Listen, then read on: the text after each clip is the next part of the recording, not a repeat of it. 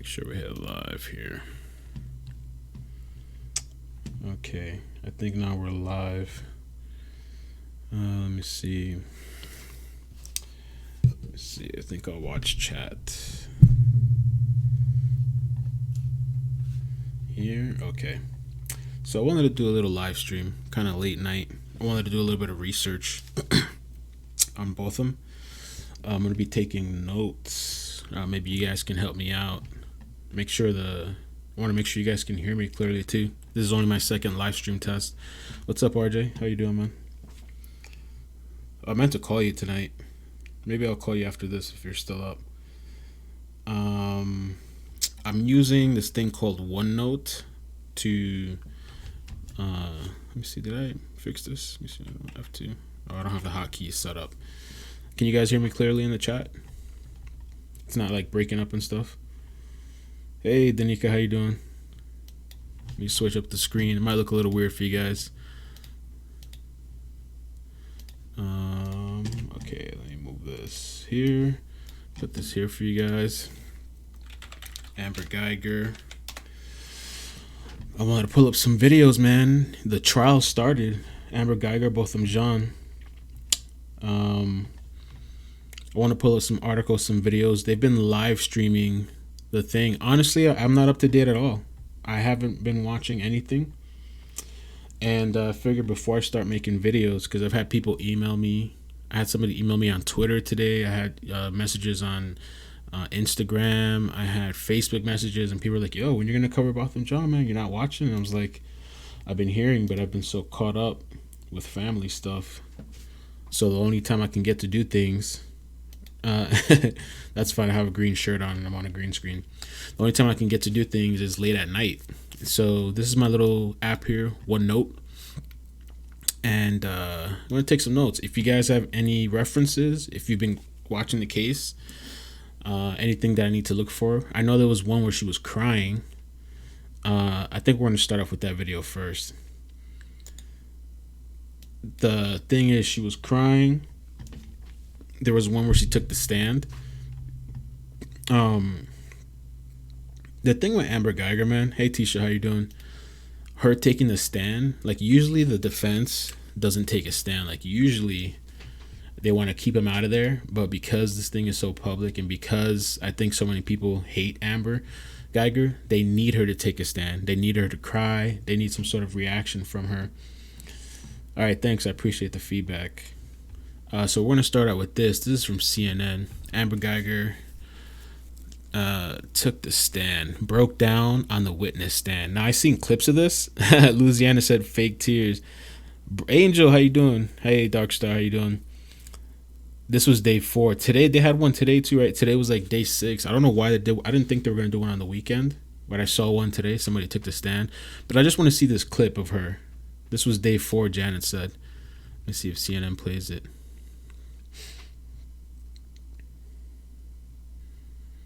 I have my gun pointed, and I'm saying, let me see your hands, let me see your hands. What were you focused on? Him.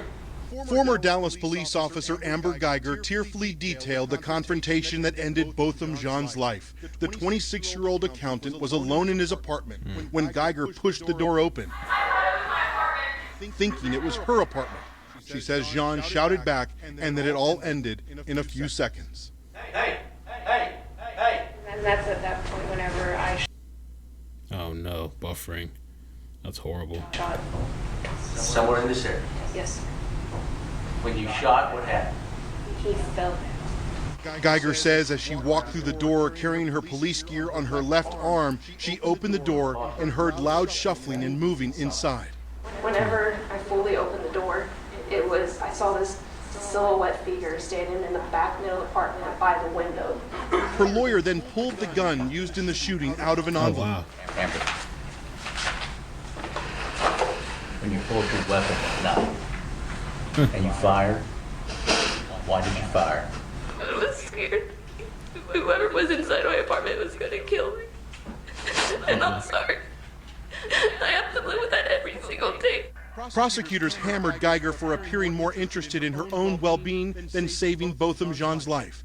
focusing on videos showing Guyger talking to fellow officers who arrived at the scene and texting her police partner, who she had been exchanging sexually explicit text messages with earlier in the evening.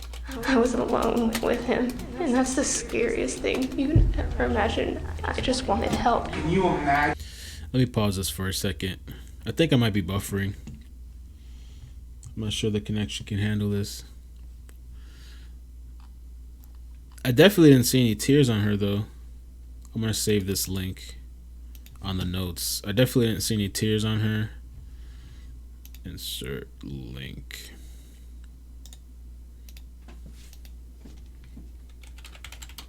We'll put this here. Amber crying. CNN short clip. Piz, what's up, man? How you doing?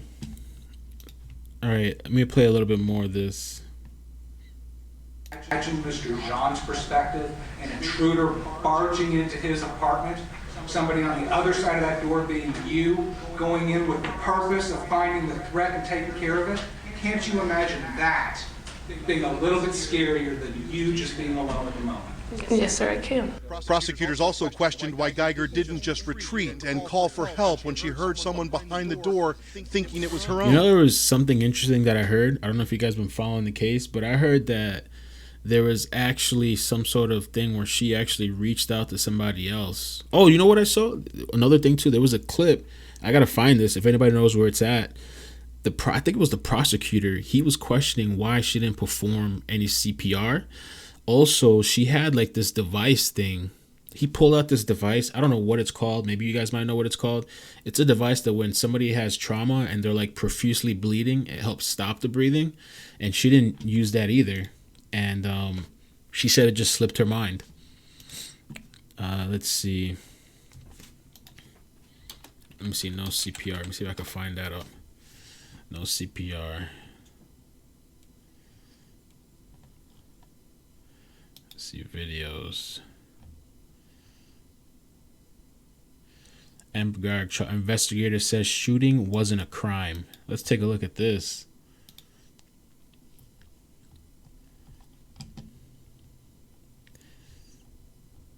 Seven minutes long. Body camera video shows officers attempt CPR on Botham Jean. Oh, this is footage? I never seen this footage. Let me see. Let me see. Hopefully I can play it while streaming.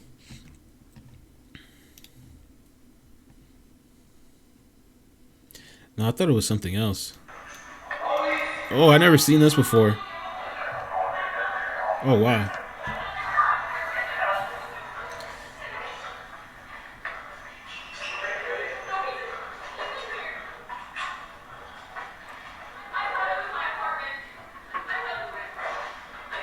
Wow. Let me pause it for a second. I'm going to let it load up. I'm going to save this link too as a reference for when I make a video. Let me put here, insert link. I never seen this video. You guys seen this? I didn't know there was body cam footage of the inside when they came in and Amber was there. Body cam footage. So let me insert that in here too. Oh, I didn't want to insert it into two things. Can I edit this? Damn, bro. You know I don't know what I'm doing. Body cam footage. Alright. There we go. So we have these here. And this one here. Oh, Lord.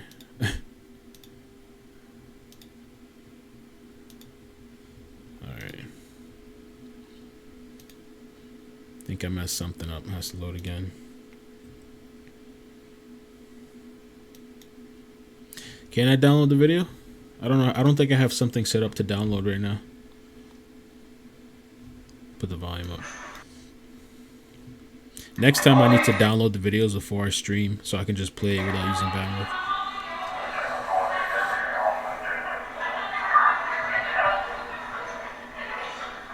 Damn.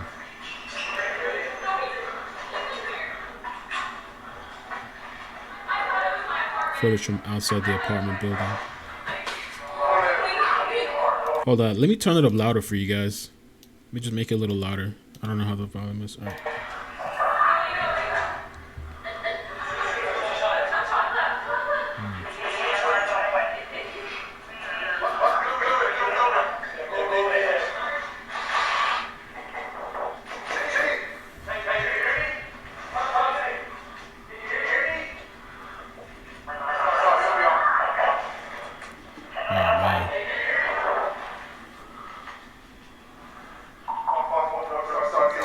See, what they're doing here is what Amber should have already started.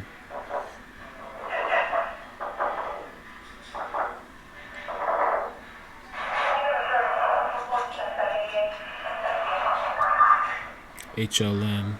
Hey Lauren, how you doing?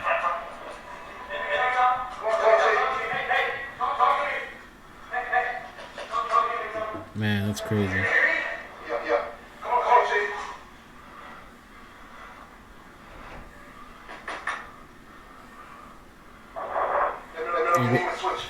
And where's this chick? She just dipped? HLN.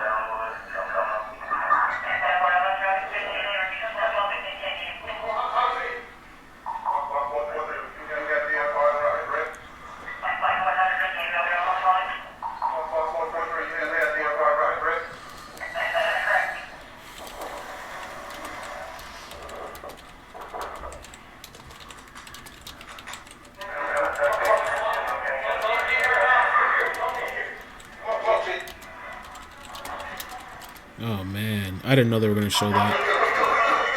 Jesus Christ.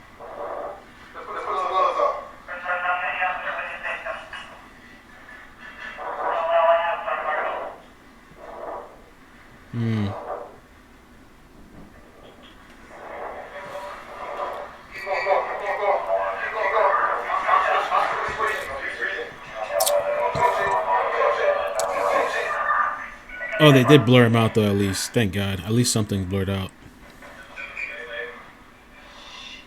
This is incredible, man. I've never seen this footage before. This is kind of getting goosebumps watching this.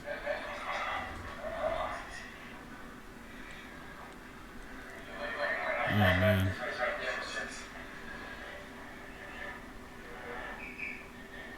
Oh, they took her out in the hall. That's what Janet said. Oh, wow.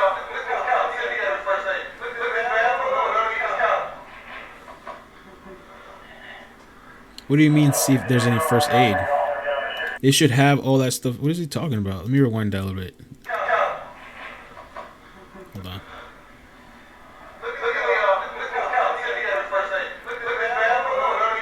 Why are they asking if he has any first aid? These are the medical professionals, the lifesavers showing up. Why the hell are you showing up to this person's place that's deceased, dying, and these people are really asking, look to see if there's any first aid? Did I hear that right? Like, what the hell? Oh my God.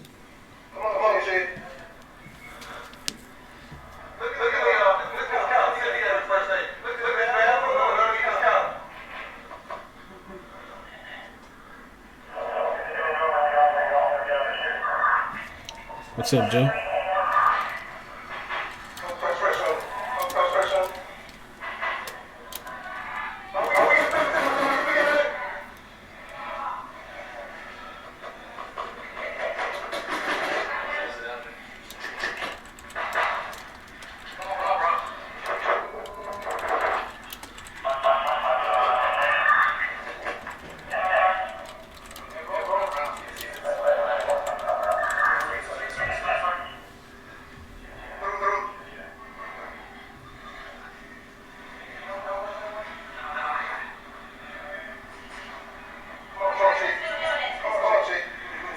Man.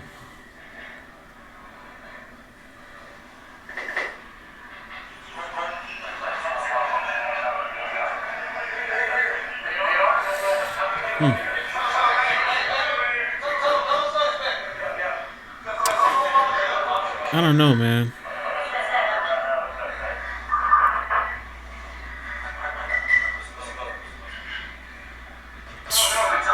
That's what I'm wondering, yeah. Or maybe, I guess these were the cops and these weren't the medics yet. That's what Joe's saying. That's a good point. I guess these were the cops, so they're asking where's first aid at. There was no medics there yet. I don't know. I guess that's why. Because I was thinking too, where's the defibrillator? But I guess they're not medics.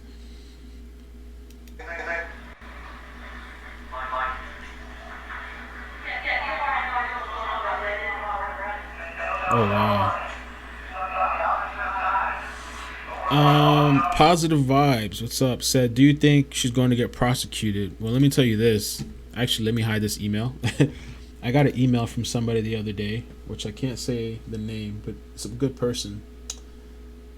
Here, let me read it. Is this it? No. This person.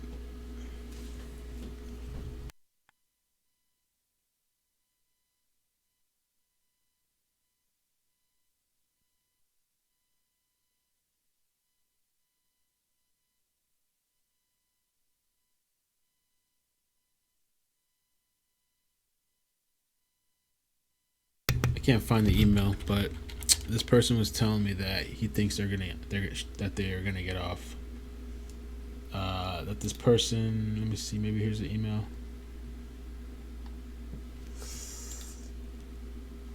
I can't find it. I don't want to waste time looking for it. But this person knows somebody that's in, like in the field. That's a lawyer or whatever.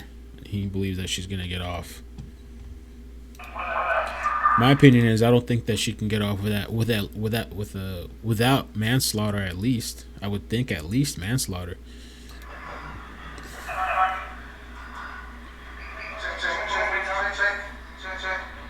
That's what I was talking about. Chanel said Guyger had the trauma patches inches away from both of them. Let me see real quick. I'm gonna go back to this. Wait, is this well, that's trauma patches. Amber Guyger. All right, we're gonna get back to that. Let me finish this. Hey, Melissa.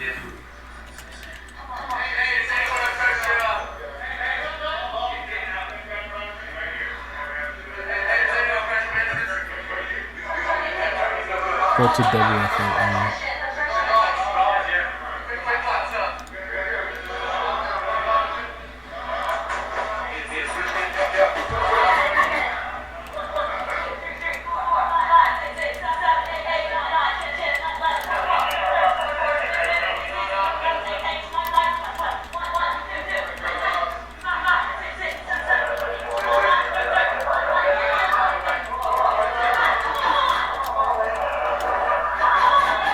This is crazy, man.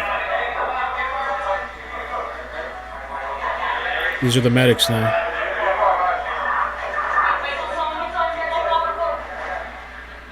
Oh, man.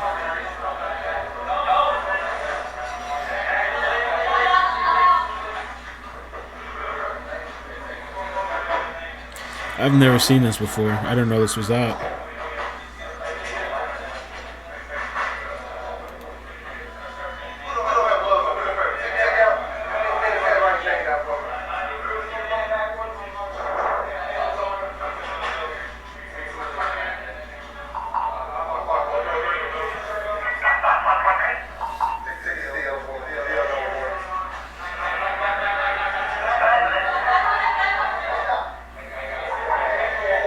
This is so crazy.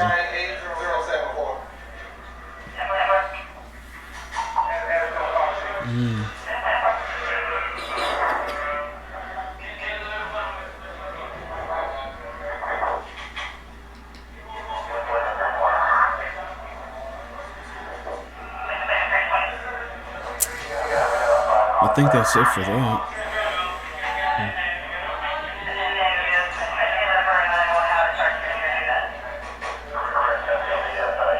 Jesus Christ.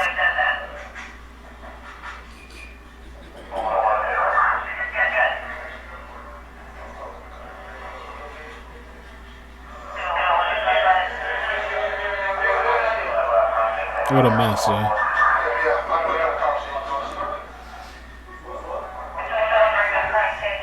No, I don't. Positive.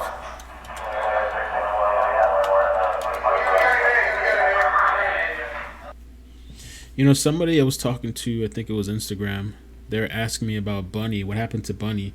That's the woman that recorded the incident outside, and she lost her job, and she got in trouble, and she was being harassed and everything.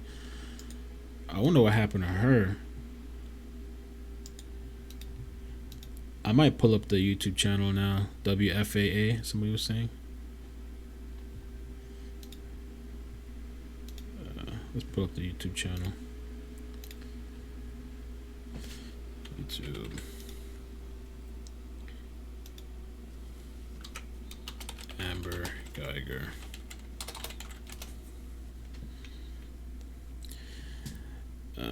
Testimony 3 hours long. I think we could look at her testimony. We could check that out. See, the problem is, if you guys know any highlights that I need to look at, let me know so I can make a note of it on this thing. Let me delete this one.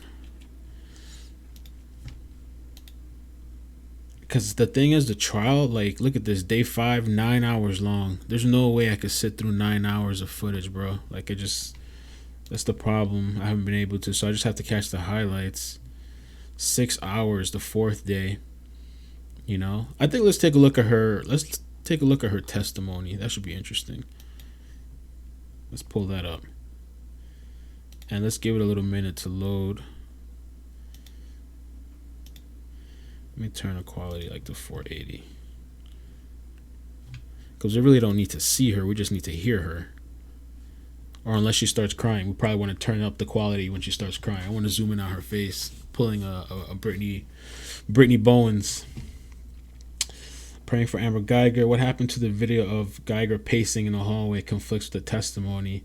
That's true. I really want to see where the prosecutor, we'll probably see it in this. The prosecutor at one point, he was asking her why she didn't use the life-saving stuff that she could have used on let's play this. Let's start this. Let me see how long. It's 2 minutes in. Let's play it. RJ said, I think she's guilty.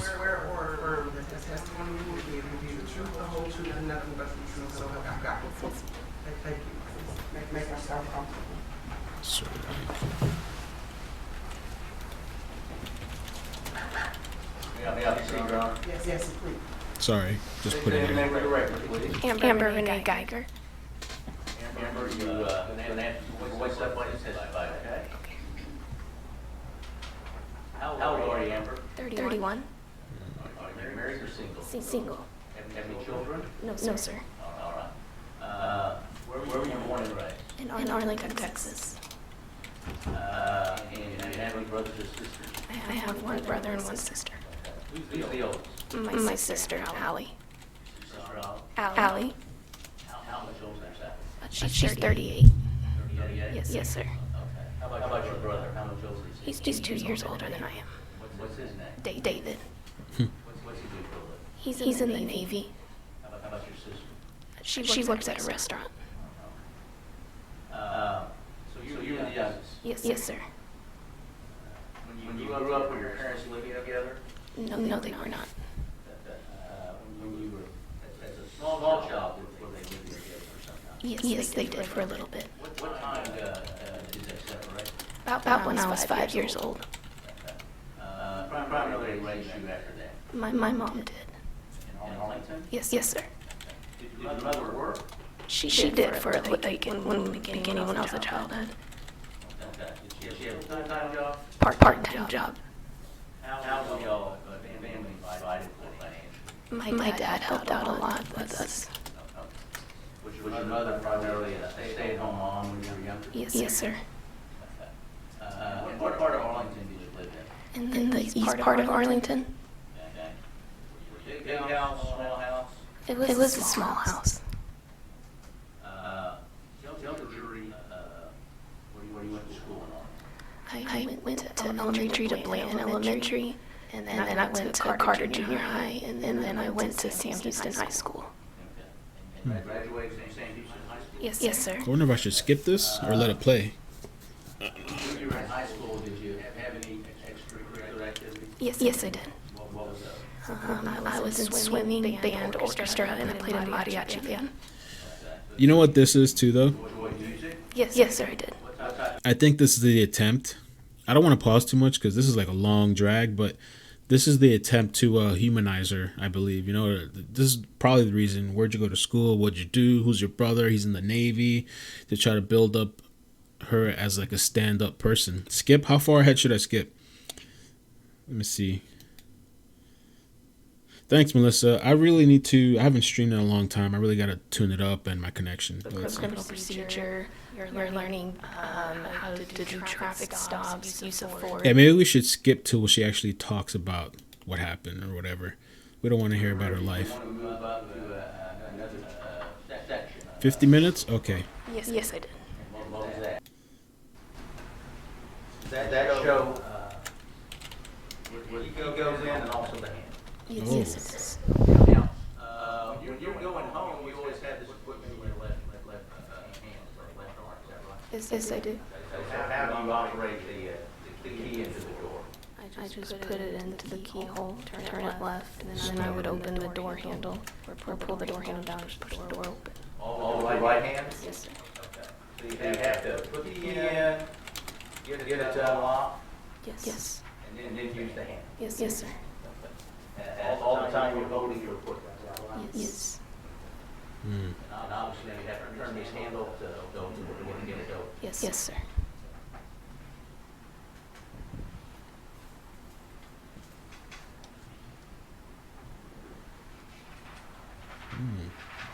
I want to show you another photo. Mark, it's in 60 degrees. You see that? Yes, sir. That's a measurement from the ground up as the height of where that key goes in. Yes. 664. You see the number there? Yes, I do. What's that? 43. Oh. Where the actual key looks like it goes in? Yes, sir.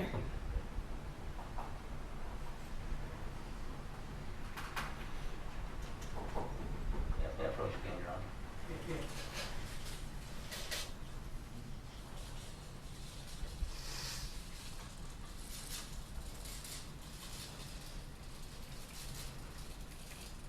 Okay. Could you sit down for a moment, please? And you're wearing flats this time, right? Now your work boots, they've been maybe a little bit taller? How tall are you? I'm gonna have to keep your voice up, since we're 5'3". Get that over. All right. 5'3", okay. So you would have been a little bit taller that day? Yes, sir. We've got the tape here up to 42 inches. Can you just stand up next to that, put your back to the wall, so we can see where that strikes you on your body? That's at the height you had to use to put the key into the keyhole. Yes, sir.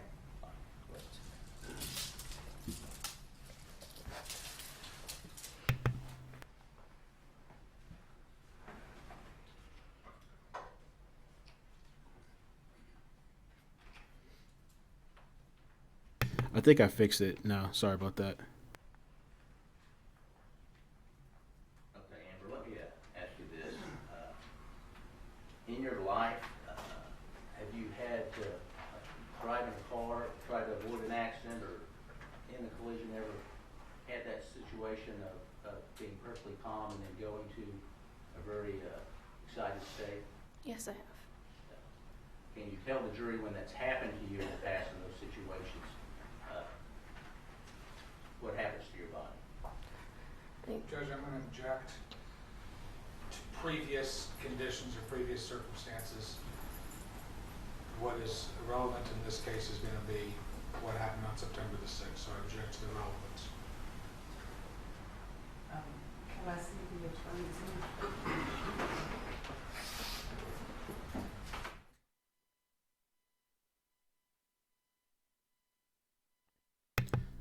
So what just happened here? Oh, they're taking a break or something?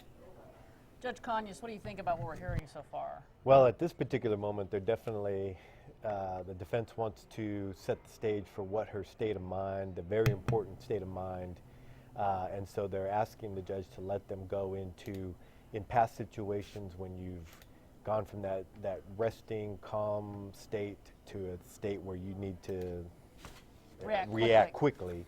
You know, how does that make you feel? How does your body react? What goes through your mind? And the state obviously doesn't care about what's happened in the past. They just want to know about how she reacted that day.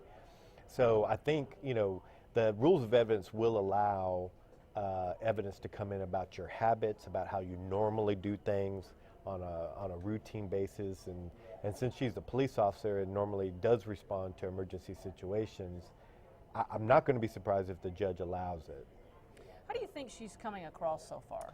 Well, I don't know. I've been taking some notes. I think she's a little too reserved, maybe. She's definitely nervous. She's not doing a lot of talking comparatively as I thought she would. I don't know. I think she could be a little more descriptive about her thoughts and her feelings and how her day went, and don't seem to be getting a lot of detail.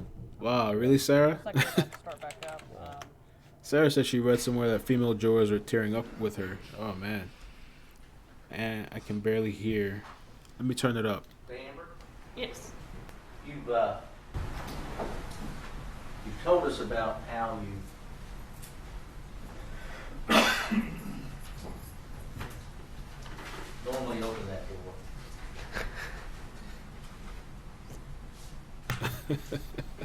But it didn't happen that way that day. Okay. I'm going to, I want to go through a few things that happened at that door and in that room with you now, okay?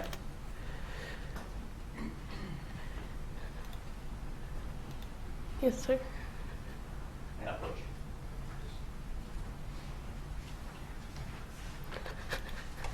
And I'm going to need you to step in. I shouldn't laugh at her crying, but I don't know why. It's just, it seems comical to me. I don't know. Stand right here. Okay. First of all, when you were walking down that hall, I want you to show the jury how you carry this equipment, okay?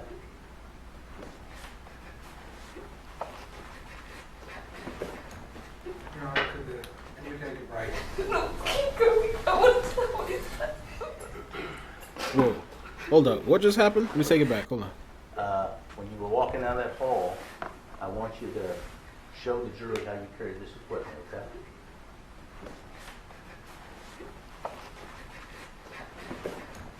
Your Honor, can you take a break? No, keep going. I want to know what is that.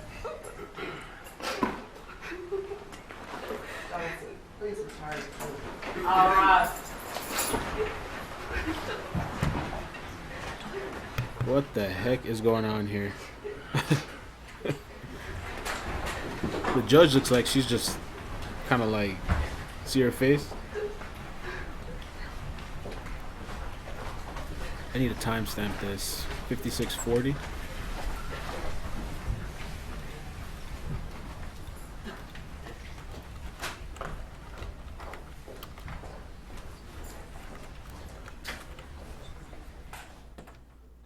Oh, we can't hear what they're saying now. Take about a 10-minute break. Oh, break. You all may be seated. Jimmy, what's up? You know, she's doing what she's supposed to do, though. Okay, so they've taken a break. Why would the judge go ahead and take a break right now? Well, I think it's obvious just to give her a moment to compose herself. We're getting to a very, very critical piece of testimony now. It's also to assist the jurors. I mean, the jurors need to hear what she's going to say, and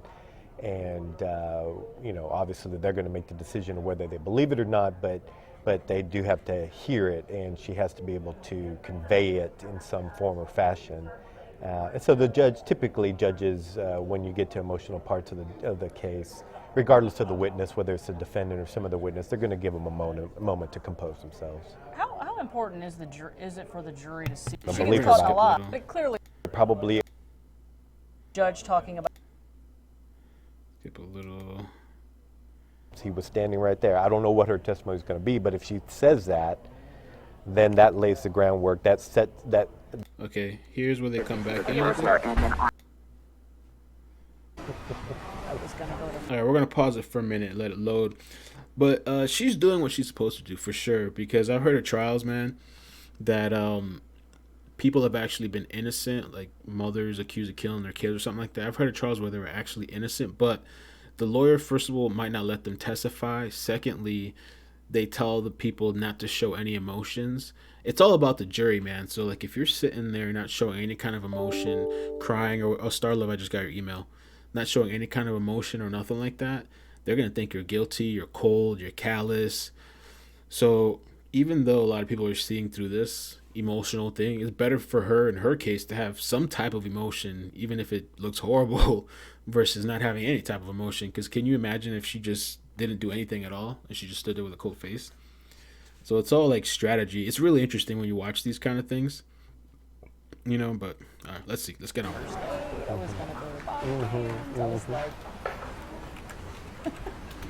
But I can understand when Rebecca says there's a lot of tension in it. I mean, we're watching it, so we don't feel it. We but don't you've feel been it. in those. You've been in Oh, courtrooms yeah, with. I You can. have.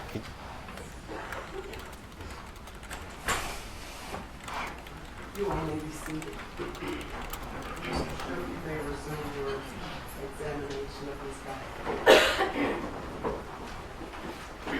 Come over here.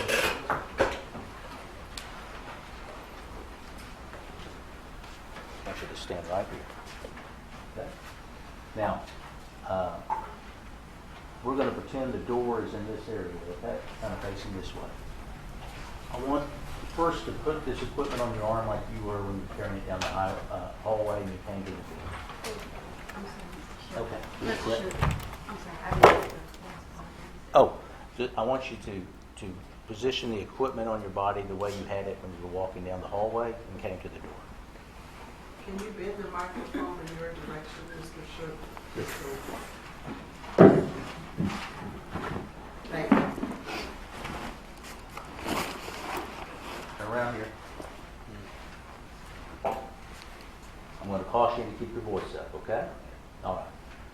First, Judge, I want to offer two exhibits, Defense 77, 78, which are still photos from the state's video 51. No objection. They're both admitted.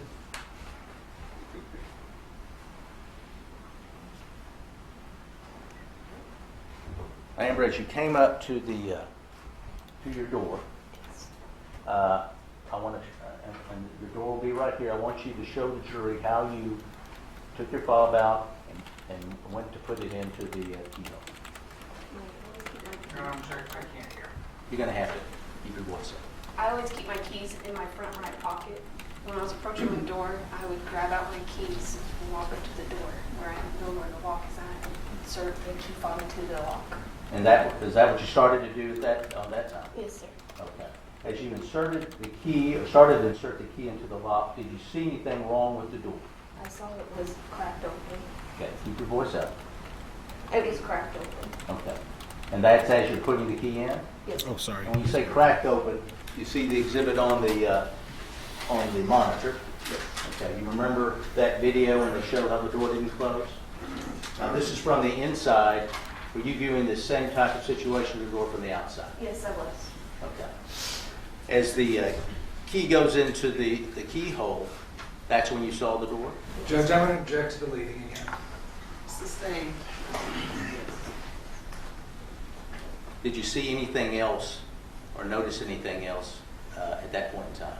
I heard moving around inside my apartment. What type of moving around? Like loud shuffling, someone walking. Okay. What happened when the key actually went into the keyhole? It forced the door open. Normally, you have to unlock it and turn it over. Yes, you did. Judge, again, I'm going to object to the leading. Judge, I'm just trying to reorient from the prior testimony so we can get through this. But you cannot leave, Mr. Sheriff. Okay. What do you do normally? When I come home, I just put the key into the keyhole, and then I turn it to the left, and then I unlock or use the door handle and turn it down and push open the Is this the prosecutor right now? And what happened this time? What happened was I put the key into the lock. I see that it's cracked open, and at the same time, I'm hearing this moving around. But me putting the key fob into it is pushing the door open, and everything's happening all at once. Okay, let me ask you that.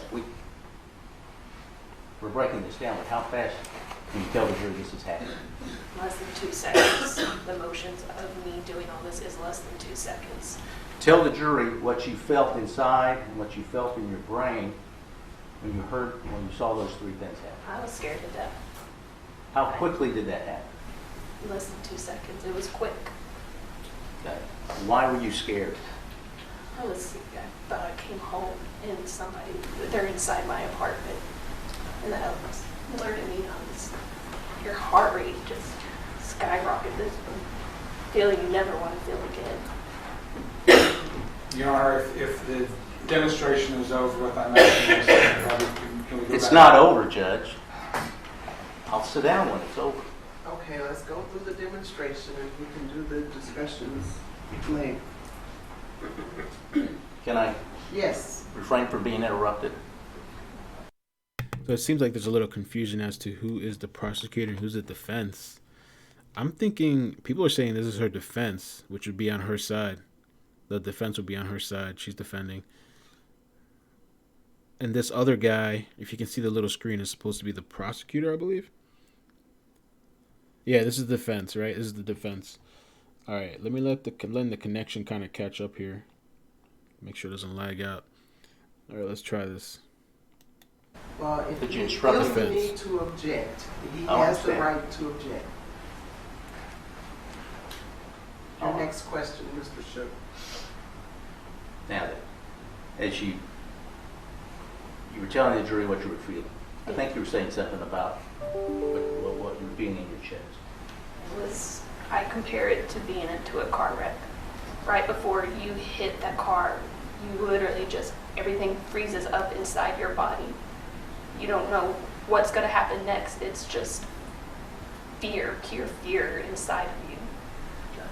Was there a light on inside your apartment? No, Or what you believe was your apartment? no, there was none. As that door began to open, what were you looking for? What was going through your mind? My cat, since I knew somebody was moving around inside my apartment, I wanted just to find that threat. Okay. What were you feeling with that Fear, threat? scared as crap. Okay. As the door opened, did you see anything in your apartment? Yes, I did. That's whenever, directly in the middle towards the window, is when I saw this silhouette figure standing back there. I'm sorry. I can't hear you. I'm sorry. Repeat that again, please, in a louder voice. Whenever I fully opened the door, I saw this silhouette figure standing in the back middle of the apartment by the window. You're saying figure? Yes. Okay.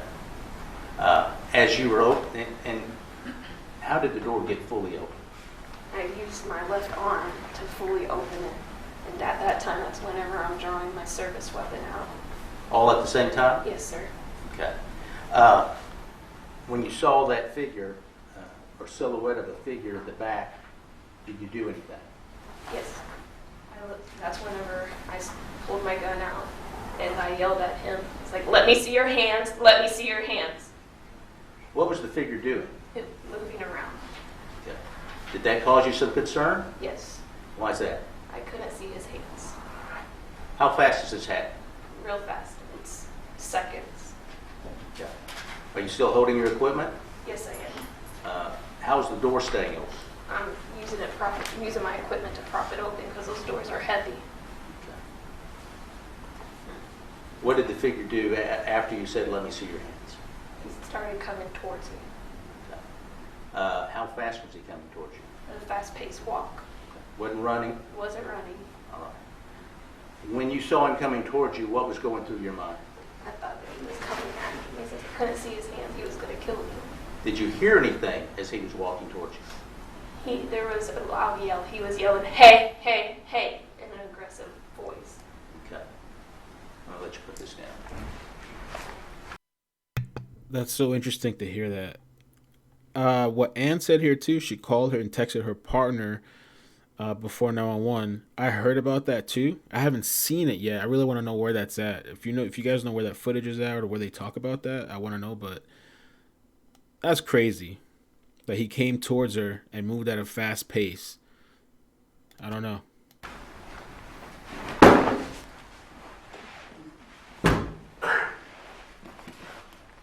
Now,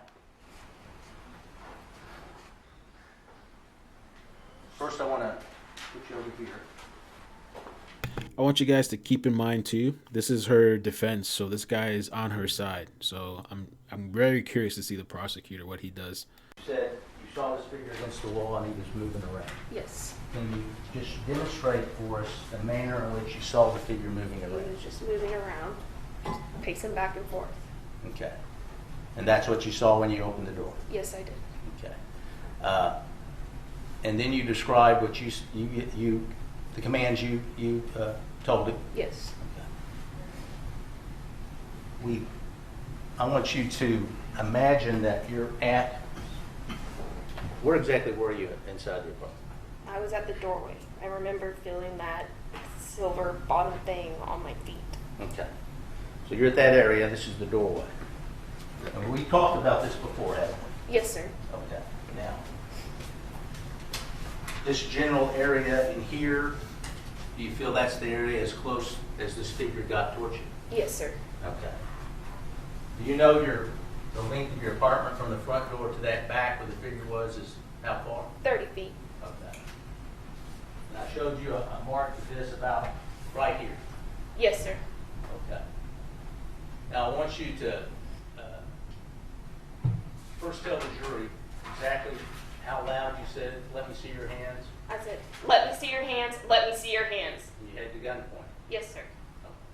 And the figure was moving around as you described. Yes, I have my gun pointed, and I'm saying, "Let me see your hands. Let me see your hands." What were you focused on? Him. Just him? Yes. And then he began coming towards you. Yes. And as he became coming for you, that's when you heard him speak. Yes. Okay. I'm going to do that now, all right? Yes, sir. Hey! Hey! Hey! And that's at that point whenever I shot. Somewhere in this area. Yes.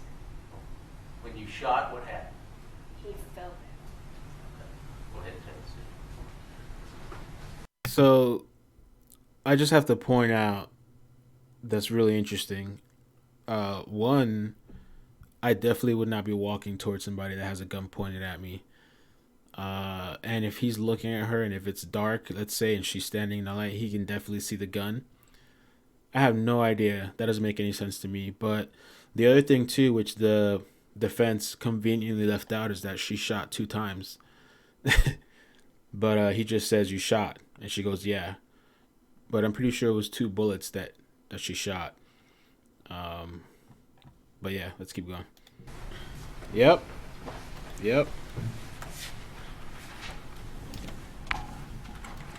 And why did you shoot Amber? I was scared he was going to kill me. We talked about that. We've broken that down. Did it take that long, is what you walked through? No, sir. It was much quicker than that.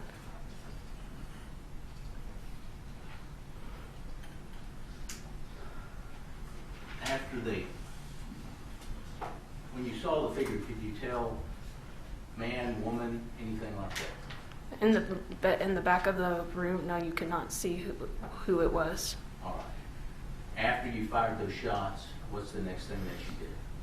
I walked fully inside the apartment. I still had my gun outside, since I didn't even, at that point, I didn't know if he was armed.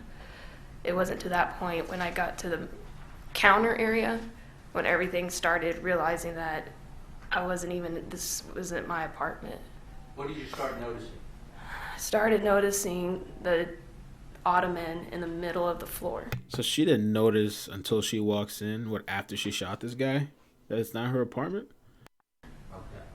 Now, could you see any lights in the apartment at this time? I finally saw that there was the TV light was on. Is that the first time you noticed that? Yes, it was. Prior to that, where had your complete attention been? On the threat, on the person that I thought was inside my apartment. As you saw the ottoman and you moved closer to this person laying on the ground, what's the next thing you saw or felt? What do you mean? As you're getting closer, what was going through your mind? As I was getting close, that's when it started hitting me that this guy, I have no idea who he is. And that's when everything it started to spin. I was confused, and that's when I dialed 911. Okay. Where were you when you started to dial 911? I was kneeling down next to him. Okay. Did you know what had happened or starting to process what happened when you knelt down next to him? Yes, I started. I knew I had shot him. I wasn't sure where he was hit on his body. I started doing some compressions with my left hand. What were you doing with your right hand? I was on the phone with 911. Is that when we first heard the 911 when the operator picks up? Yes, sir. Doing compressions with one hand.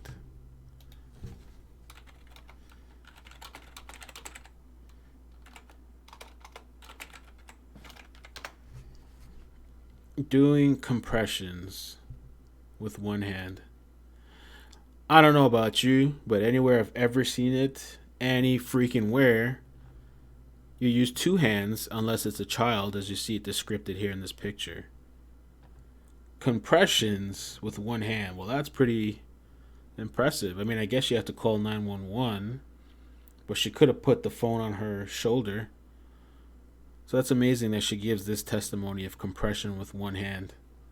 I mean, that's fascinating to me, bro. All right, let me get back to it. You were trying to do a compression with your left hand.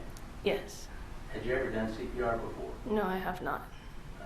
Did you do that very long? No, I did not. A police officer that's not trained for CPR? Hold on, I gotta add this as a timestamp. I'm really horrible at this. 138. Sorry, I'll do it real quick. Actually, I could play it and do it. Let me play it for you guys. Do it. What caused you to stop? What caused you to stop doing CPR when you were on 911? The dispatcher asked me where I was at. I had no idea where I was at. I had to get up and go outside and look at what apartment number I was. And that's what we hear on the 911 tape when you finally find the number? Yes, sir. How did you do that? I stepped outside and just looked up, and that's when I saw I was in 1478. And did you tell the operator that at that time? Yes. And then what did you do next? I went back to Mr. John. Okay. Do you remember turning on the light? No, I have no idea what part. I had so many thoughts racing through my head. I turned on the light. I have no idea when I turned that light on. Did that happen after the shooting? Yes, it did. Do you know that for a fact? Yes, I do. As you went back in, where did you go next? I went to sit by Mr. John. Okay. Did you start trying to do a compression at all after that? I started to do a sternum rub on him. Okay. What's a sternum rub?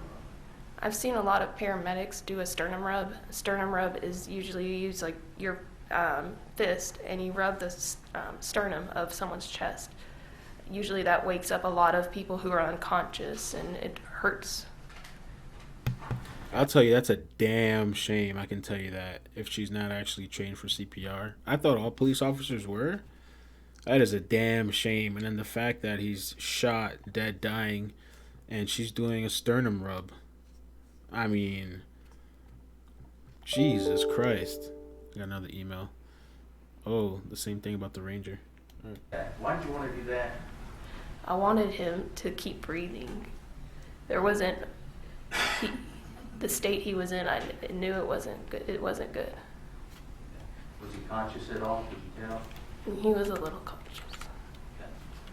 Okay. We hear things from time to time on 911 or stay with me, bud, things like that. What are you doing when we hear those things? Do you know?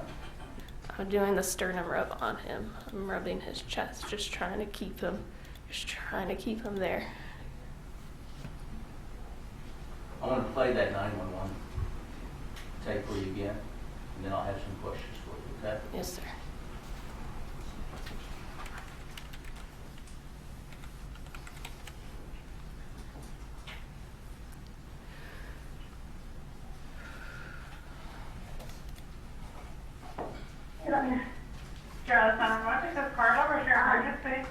Hi, this is off-duty officer. Can I get my name? Do you guys want to hear the 911 call, or should we skip ahead? I mean, I've heard the 911 call, but it might be interesting to see her reaction and response. You guys let me know. I'm in number, You're at do you need police as well or just EMS? yes, I need both. Okay, what's the address? I'm at apartment number 1478. I'm in 1478. And what's the address there? It's 1210 South Lamar, 1478, yes. What's going on? I'm an off-duty officer. I thought it was in my apartment, and I shot a guy thinking it was my apartment. He shot someone? Yes, I thought it was my apartment. I'm fucked. Oh my god. I'm sorry. Okay, and where are you at right now? I'm in, what do you mean? I'm inside the apartment with him. Hey, come on. What's your name? I'm Amber Guyger. I need to get me, I'm in, Okay, we have help on the way. I know, but I'm with my dog. I thought it was my apartment. Okay. Hey, man. Hold on. Fuck.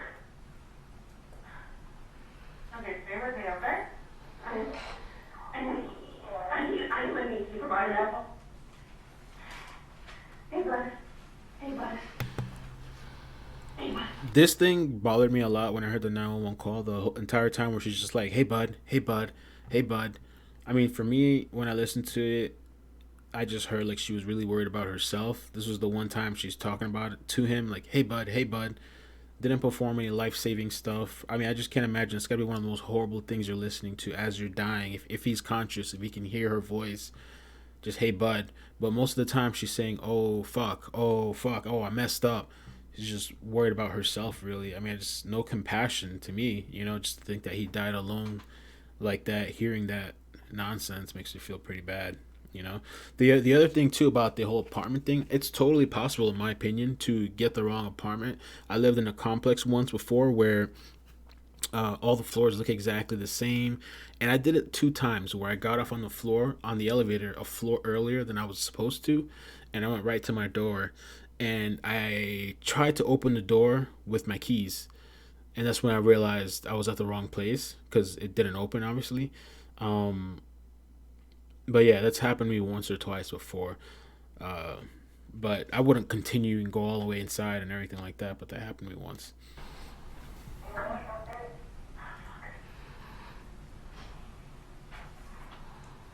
I thought it was my apartment.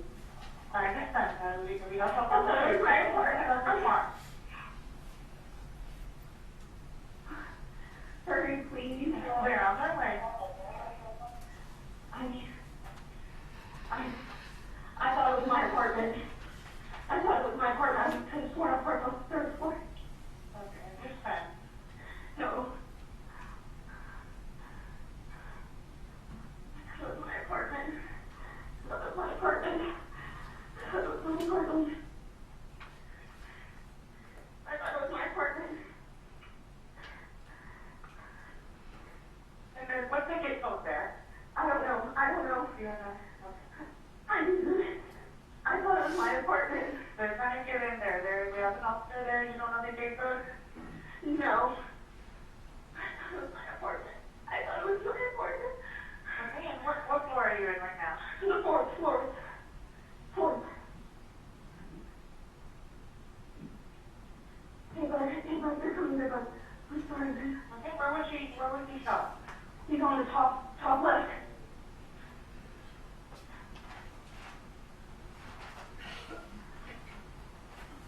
Let me ask you guys this real quick. Who is Texas Ranger David Armstrong? Because I just got 2 emails about this guy. I don't know. I'm still trying to figure this out. I'm a little lost. Excuse me, but let me know.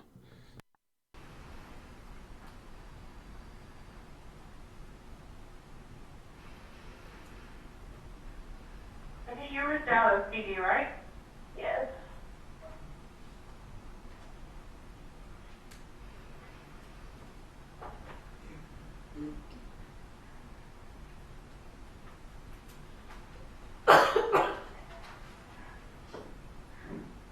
Oh my god, I'm deaf. I didn't mean to. I didn't mean to. I'm so sorry. Hey, bud.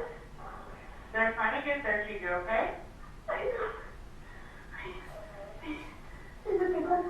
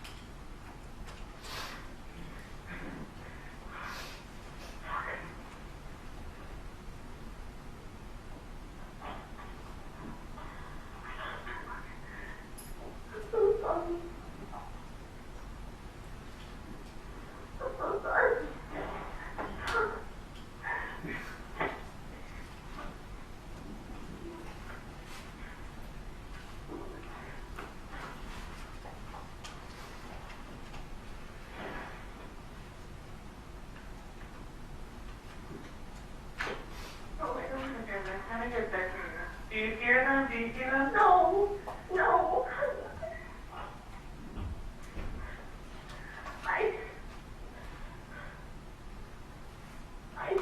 How the fuck did I put that? How did I see this one?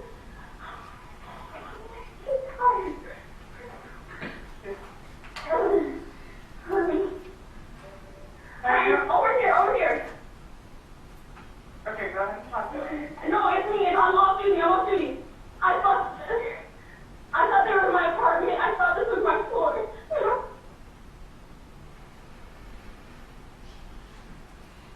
Amber, do you remember everything that you said on that 911 call?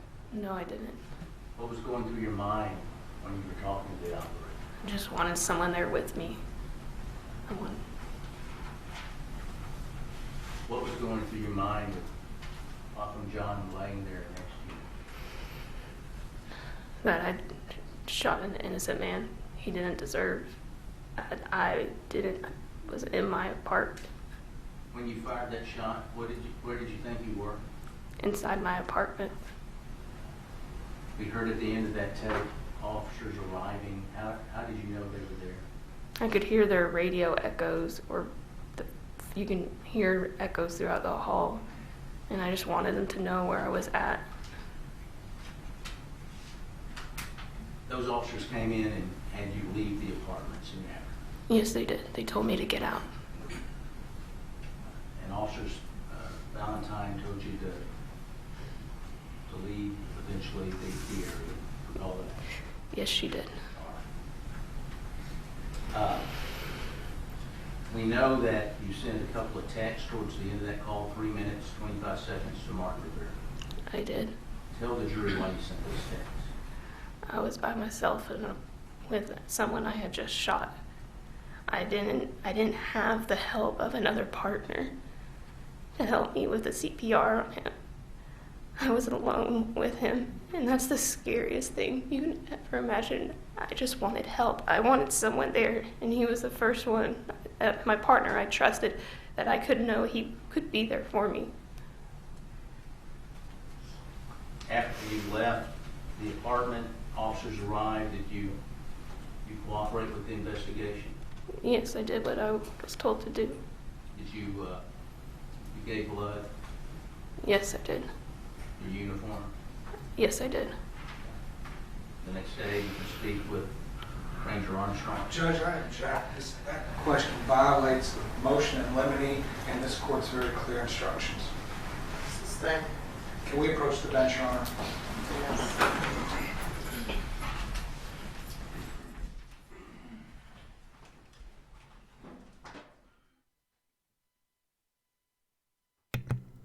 All right, I'm going to skip a little bit ahead because we can't hear anything.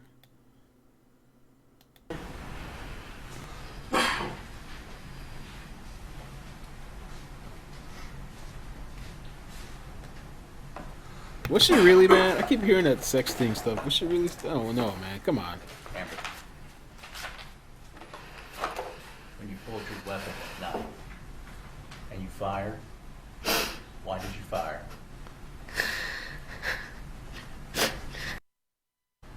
Did you call him off? Oh, I just No, messed I did something not. up. What the hell did I do? Do you hear them? Yeah, hold on. Here we go.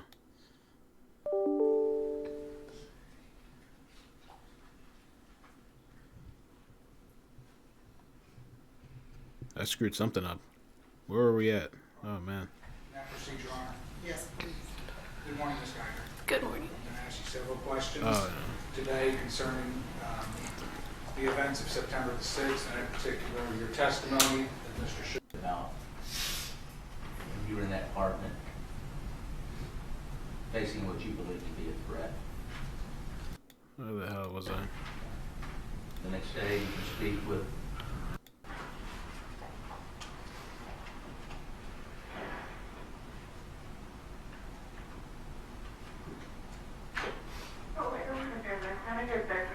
Do you hear them? Do you see them? No, no. Okay, that's the... the next day, you can speak with. After you left the apartment, officers arrived. Did you cooperate with the investigation? Oh, my God. Yes, People I are did saying what this I chick was told to sexting. do. Did Oh my god. You gave blood. Okay, Yes, I we were did. here, so we're a little bit forward.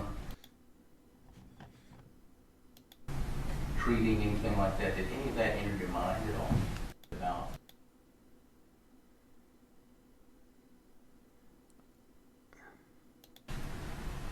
I think we left right here. Was she really sexting, man? No way. you loved your job as a police officer. I did. What did you love about it? Judge, I object to all of this. Sustained.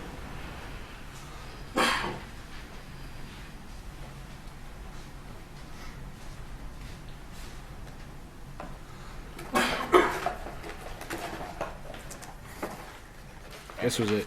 Yeah. I think the gun, right? When you pulled Yeah. your weapon at night and you fired, why did you fire?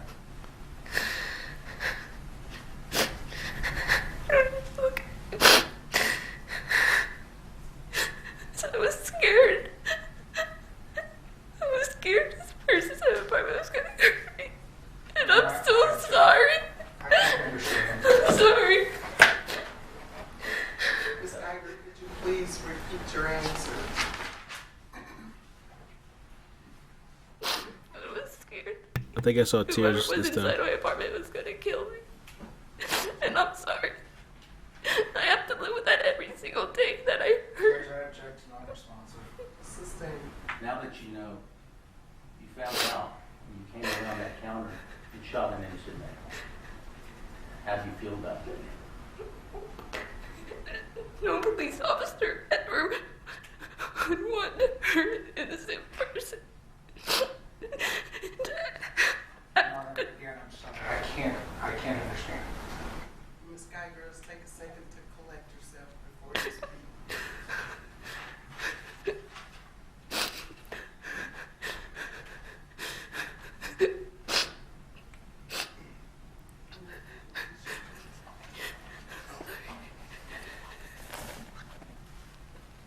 I'm sorry. Sorry. Ready? Please. Please.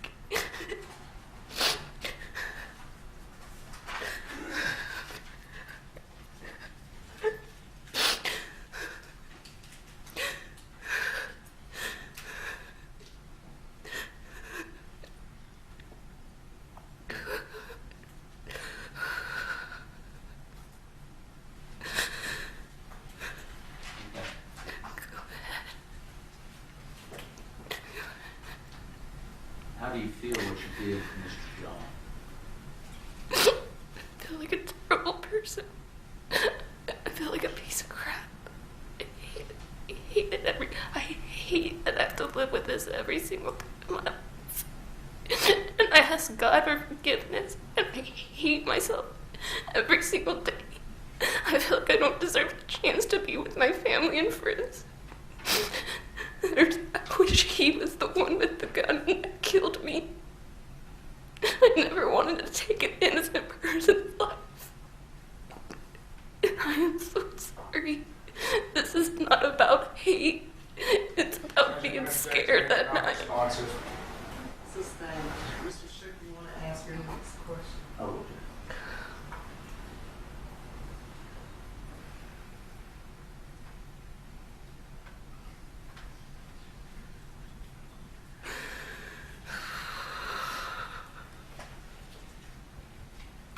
in your bags, the pack that you had, there was various bandages, things like that. Do you recall that? I knew they put them in there a while ago. Did you ever think about even using those during this incident? No. I was panicked. I was panicking.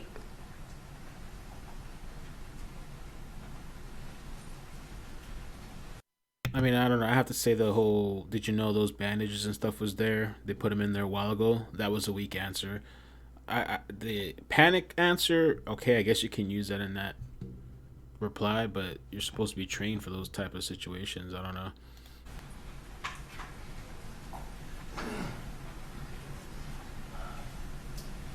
You sent some text to Martin Rivera.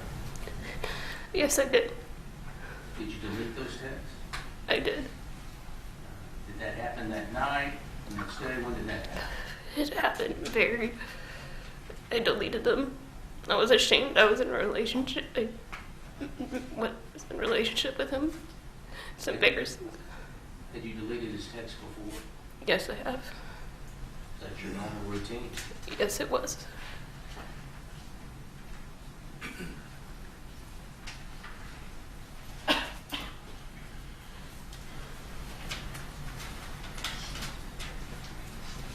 I'll pass the whistle to your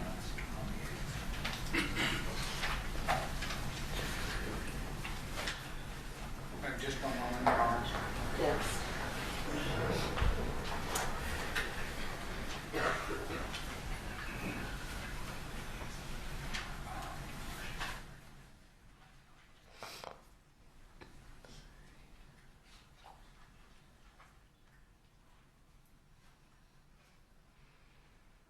I think they're taking like a little break or something. That procedure, Honor. Yes. Oh, they're back. Good morning, Ms. Guyger. Good morning. I'm going to ask you several questions today concerning Is that the prosecutor now? I hope this is the prosecutor. Let's get it on. the events of September the 6th, and in particular your testimony that Mr. Shook and you just covered, okay? Yes, sir. All right, so at the very end, I'm probably going to go backwards. I'm going to start where you guys ended, and I'm going to move backwards. So one of the things that you obviously wanted to communicate to the jury is just about how bad you feel about what you did to Mr. Jean. Is that right? Yes, sir. Okay.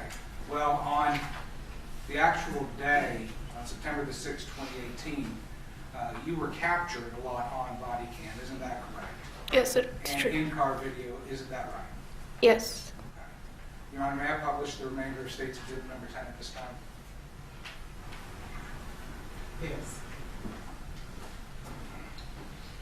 So the representation that you've made today, crying very heavily about all the stuff that you did to Mr. John and how awful that made you feel. Did you feel that at the time on September 6th? Did you feel that kind of sympathy for him as well? Yes, I was.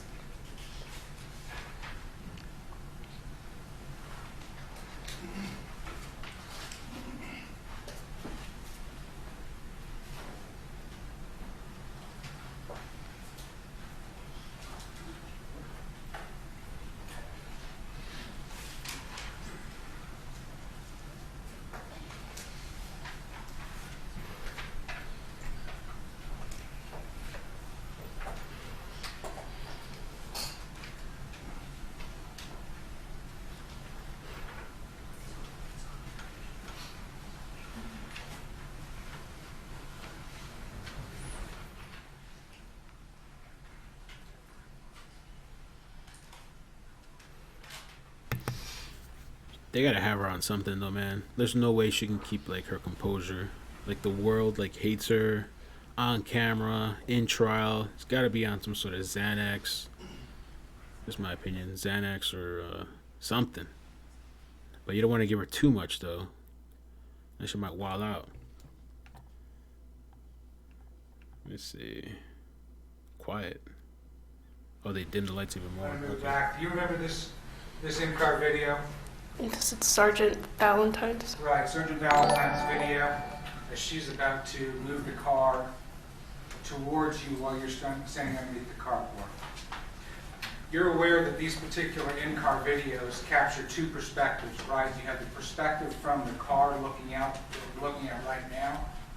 Is that a yes? Yes, sir. You also have the perspective from inside the car so that you can see the individual inside the car that might later be used as evidence, correct? Yes, sir.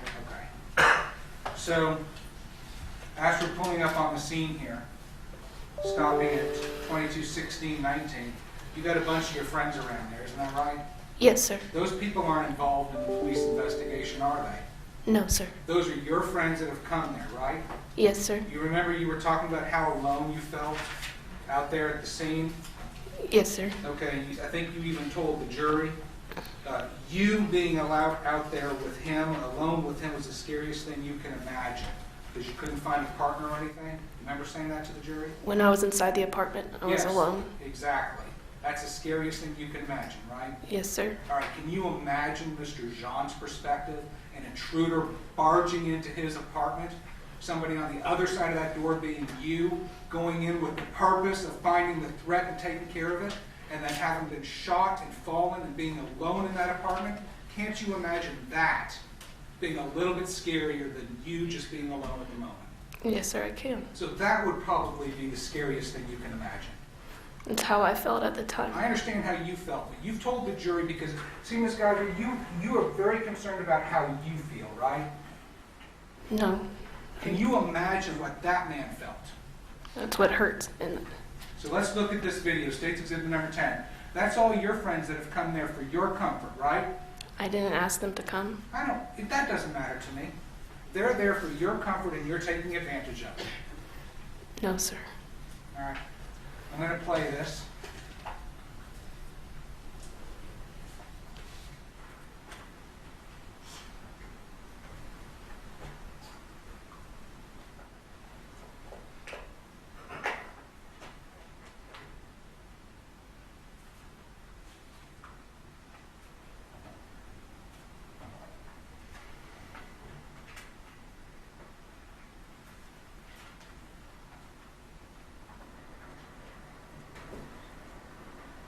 That's Sergeant Valentine coming to get you away from your friends and take you to the car, isn't that right? Yes, sir. Because you should be taken away from everybody, isn't that right? You should be in that car. Yes, sir. All right, I'm going to change it now so we can see you inside the vehicle, all right? You want to keep it rolling? Yeah, keep it rolling. Okay. Whatever you do. All right, so that's you talking, right? Yes, sir. You're not crying like you are today. You're asking her, should I keep this thing rolling? What are you talking about? It's a in-car video. Right. So you're talking normally, and you say, should I keep this thing rolling? Yes, sir. Okay, and Sergeant Valentine tells you, yeah, keep it rolling, but just don't say anything, right? Yes, she does. Okay.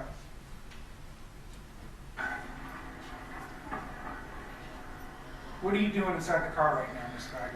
I have my phone. What are you doing on your phone, Miss Guyger? I don't remember exactly what I was doing at that moment. Then you get out of the car, you go back over to your friends, don't you? I don't remember where I go to.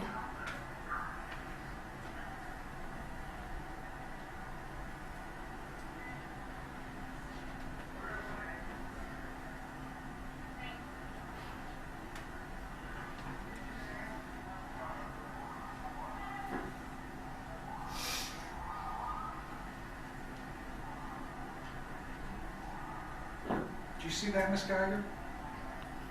No, I did not. What happened just outside your window? Let me play it again? Yes, please.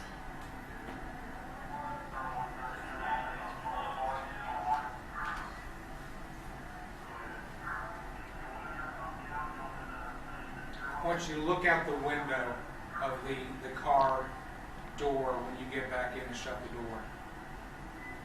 I mean, there is a reason why you went back into the car, isn't there? I don't know. Okay, look what's happening just to the left outside that window as you get in and shut the door.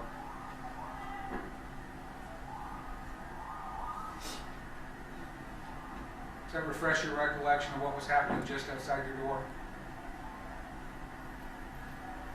No. That's them carrying the dying body of both of Jean right past the car. Isn't that the truth? Yes, sir. Okay. And what made you get in the car was them bringing the body down and walking right past you. Isn't that right? Yes, sir. All right. And then I'm going to watch it one more time. Mr. Jean is lying on a stretcher being carried by paramedics, right?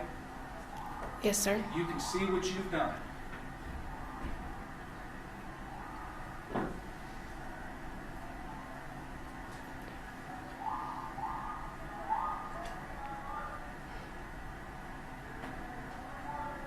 The second he's passed, what do you go do again? I looked at my phone because I didn't want to see his body. Looks like you're starting to text somebody again, right? I looked down at my phone. I don't know what I was doing. It's hard. Do you see your thumbs moving like you're scrolling Yes, I do. around? I don't know what I'm looking at. Thank you, Ron. You also said, Ms. Guyger, that a day or so after this particular event, Your Honor, I now approach the bench just to make sure I'm that.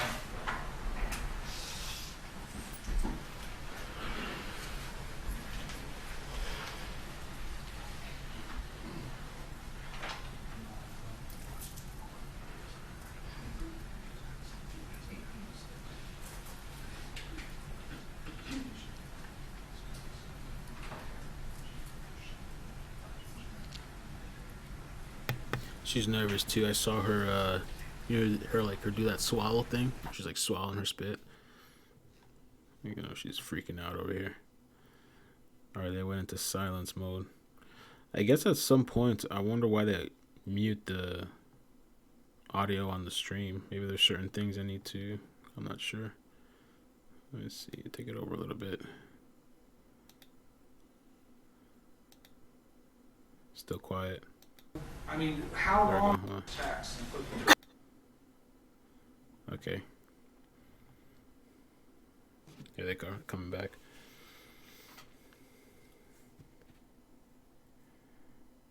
Exhibits, may I at least ask her concerning the relationship after the 6th? Yes. Okay. So, Ms. Guyger, you also expressed to the jury that one of the reasons why you deleted all those texts and put them from that particular evening was because you felt ashamed about your relationship with Martin Rivera. Isn't that right? Yes, sir. But starting on September the 8th again, even though with all the texts that you deleted before that, on September the 8th, you're again sending flirtatious messages with him, sexually oriented messages back and forth with Martin Rivera again, and y'all are talking about getting drunk. Isn't that right? Yes, sir. So, I mean, how long does this remorse on your part of this feeling about that what you've been doing is wrong, how long did that last? A day or two? It's lasted every day. So as this family is thinking about having to bury their son and their brother, 2 days after the event, you are already going back to talking about getting drunk and doing sexual things with Martin Rivera. Yes, I did.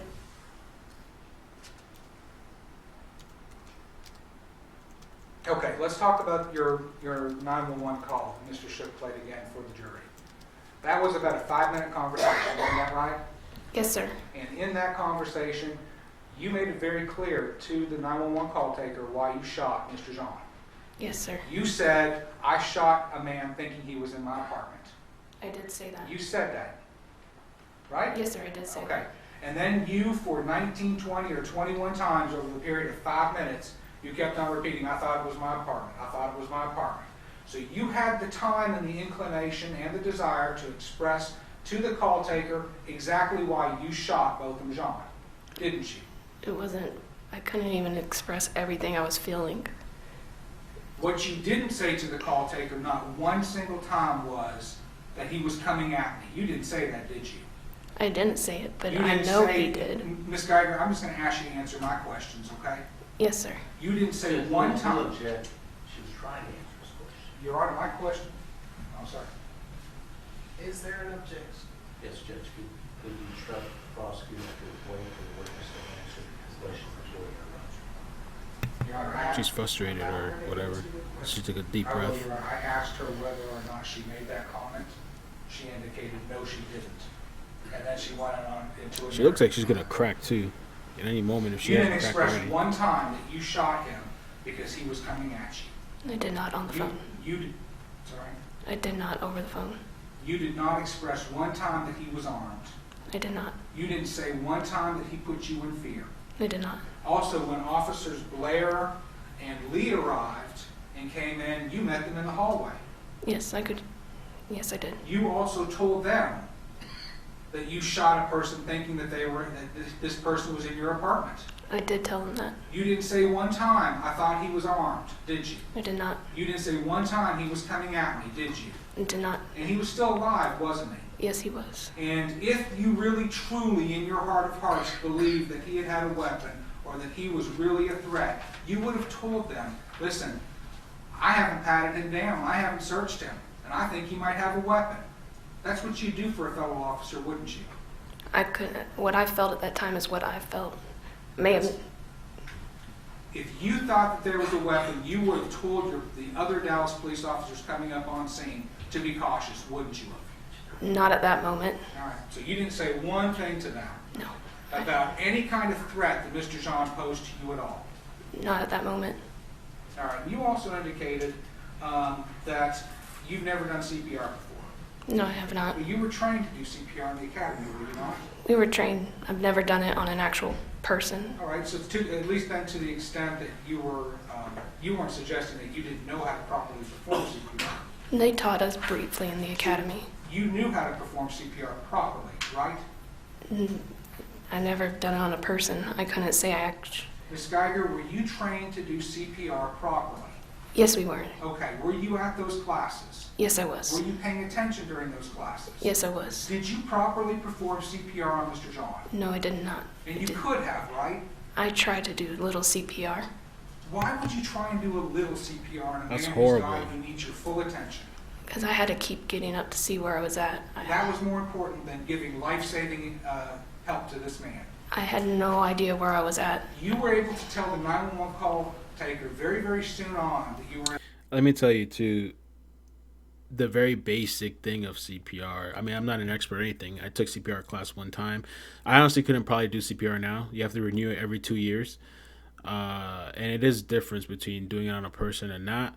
But the very basic thing is you use two hands. She said that she used one hand on him and did some compressions. And I showed you guys pictures of the compression thing where it's two hands. Unless it's like a child or something, you may use one hand, or even for infants, I think it's like 2 fingers, like, you know, like kind of compression kind of thing. So he's kind of breaking her thing apart with the CPR thing. Apartment 1478.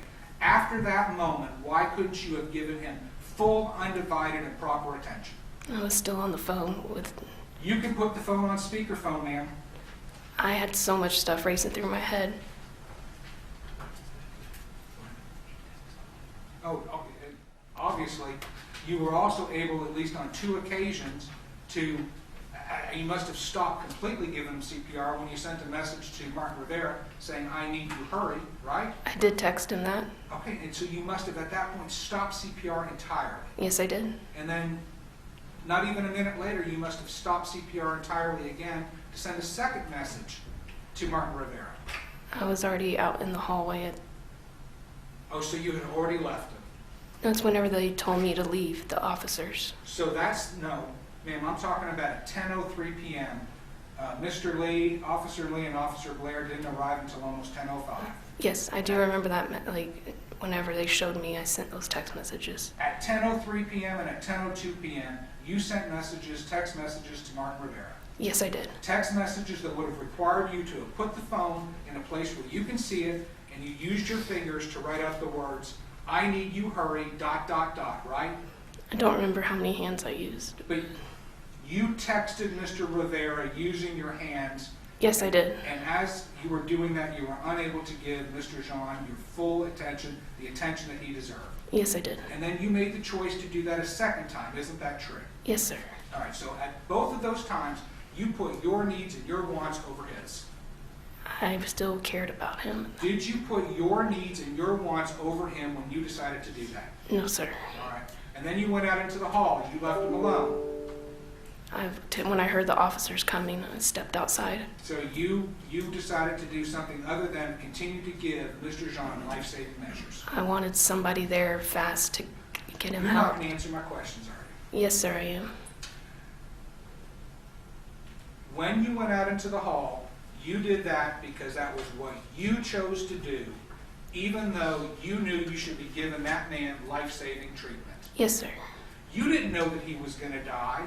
I mean, you knew he was in really bad shape, right? Yes. You didn't know at that moment in time that you'd actually shot him and severed his ventricle from his heart. You didn't know that, right? No, I did not. In those moments, you know as a trained officer just how critical it is to make sure that you give life-saving treatment as fast and as proper as possible so you can maximize their ability to survive. You know that. Yes, sir. And yet, despite knowing that repeatedly, you made choices and decisions that suited you more than him.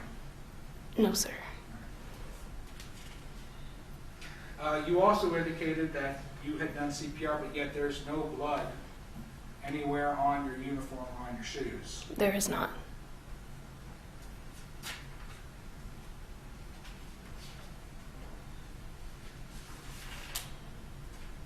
Okay. The next thing I want to talk about is you and Mr. Shook kind of recreated from your recollection what you were able to see inside apartment 1478, especially with respect to the movement of Mr. Jean. Is that right? Yes, sir. Okay, and I'm going to see if I can recreate this. So you said this was about 30 feet away, right? Yes, sir. Okay, and you said that you saw Mr. Jean doing some sort of a pacing thing, right? Yes, he was moving back and forth. Okay, how many seconds did this last? Very few. 2, 3, 4, 5? I couldn't give you an exact number. Okay, well, I want something a little bit as best you can give me.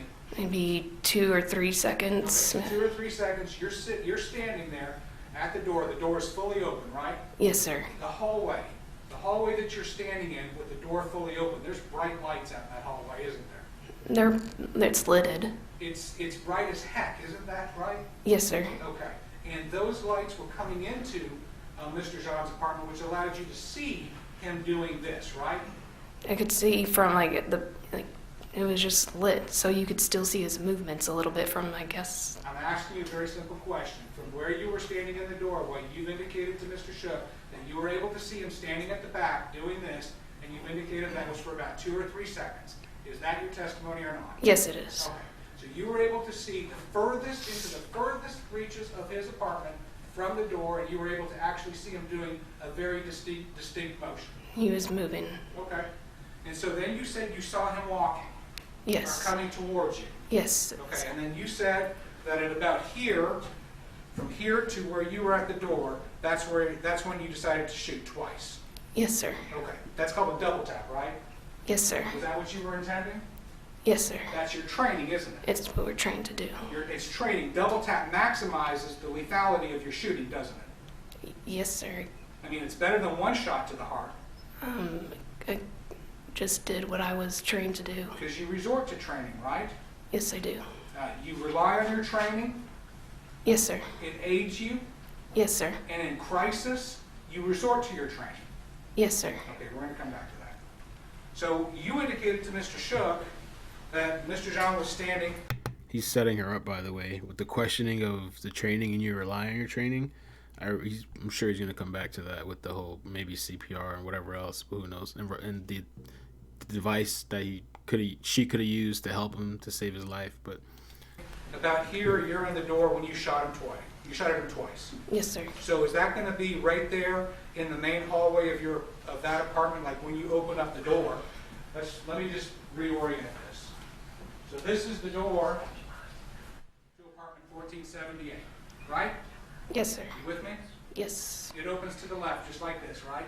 Yes. All right, so you're saying that you're standing inside, somewhere here around the door, and you see him coming from the very back, coming right at you. Yes, I did. Okay, so it's going to be in that main corridor, like if you compare it to your apartment, where your little baker's rack and your clock is, that main hallway, right? Yes. Explain it again, please. Okay, so are you talking about the main pathway in that particular apartment, where from the door you can see all the way back to the end of 1478? Yes. Okay, so it's in that main pathway. Yes, sir. Okay, no, we approach. Sure.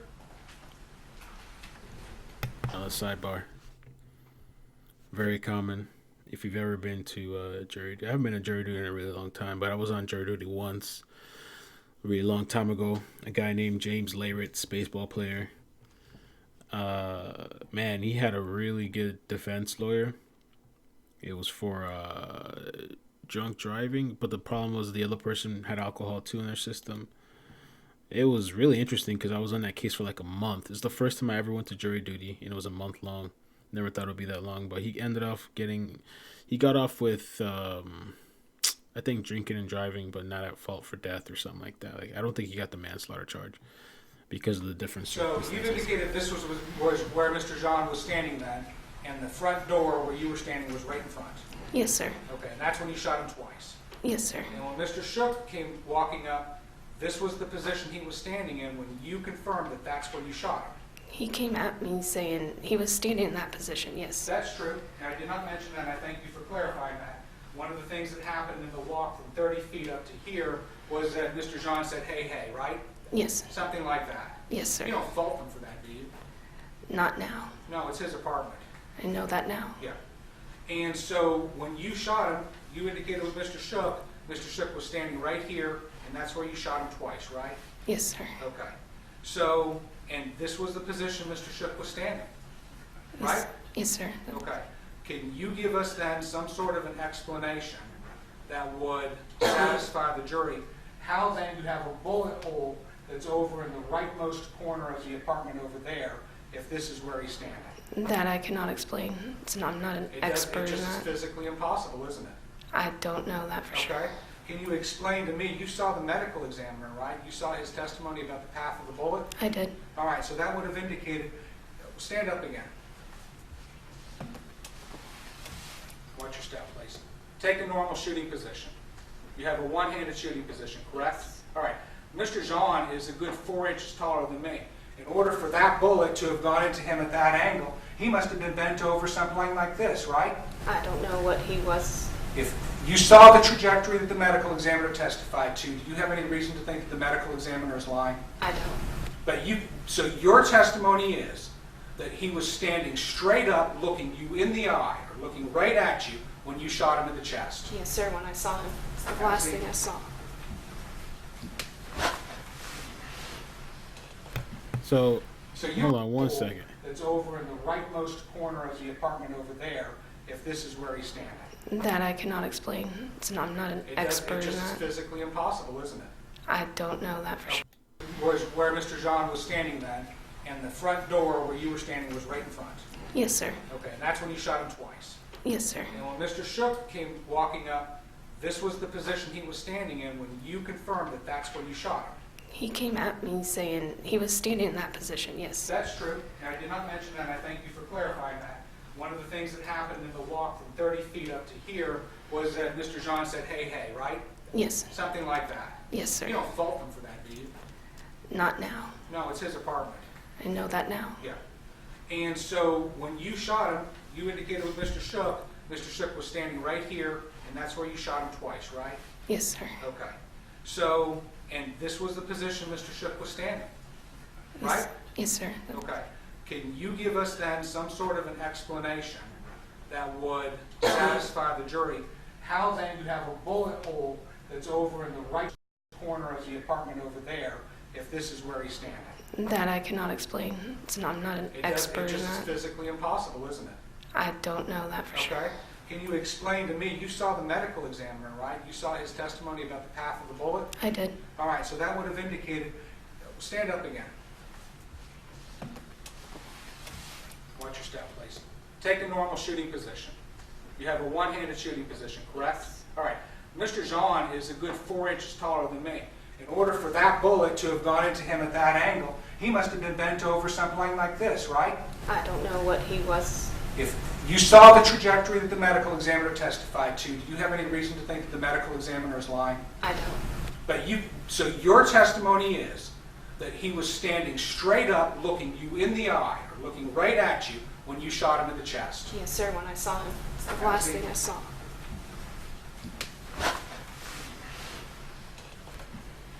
So you were looking that man right in the eye when you shot him in the heart? I wouldn't say his eye. I was looking at the person that was standing in front of me. Okay, and you're trained, not only did you do a double tap, again relying on your training, but you shot him exactly where you as a police officer are trained to aim, didn't you? Yes, that's where we're trained. Were you trained to shoot a human being?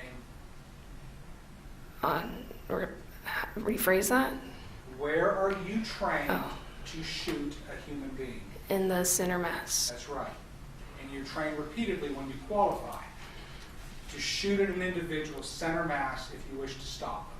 Yes, sir. All right. And you know what a bullet is, don't you? I do. So you knew when you were shooting that gun that you were using deadly force against Mr. Jean. Yes, it was a threat at the time. Ma'am, will you answer my questions, please? Yes, sir. When you shot at Mr. Jean, you knew you were using deadly force against him. Yes. You know what a bullet can do, don't you? Yes, I do. And when you shot at him twice, you intended to kill him. Yes, sir. All right. So all this stuff about it being a sad mistake, at the moment in time when rubber meets the road, when you pulled that trigger, you intended to kill Mr. Jean. He was the threat. Yes, sir. Will you answer my question? When you aimed and pulled the trigger at Mr. Jean, shooting him in center mass exactly where you are trained, you intended to kill Mr. Jean. I did.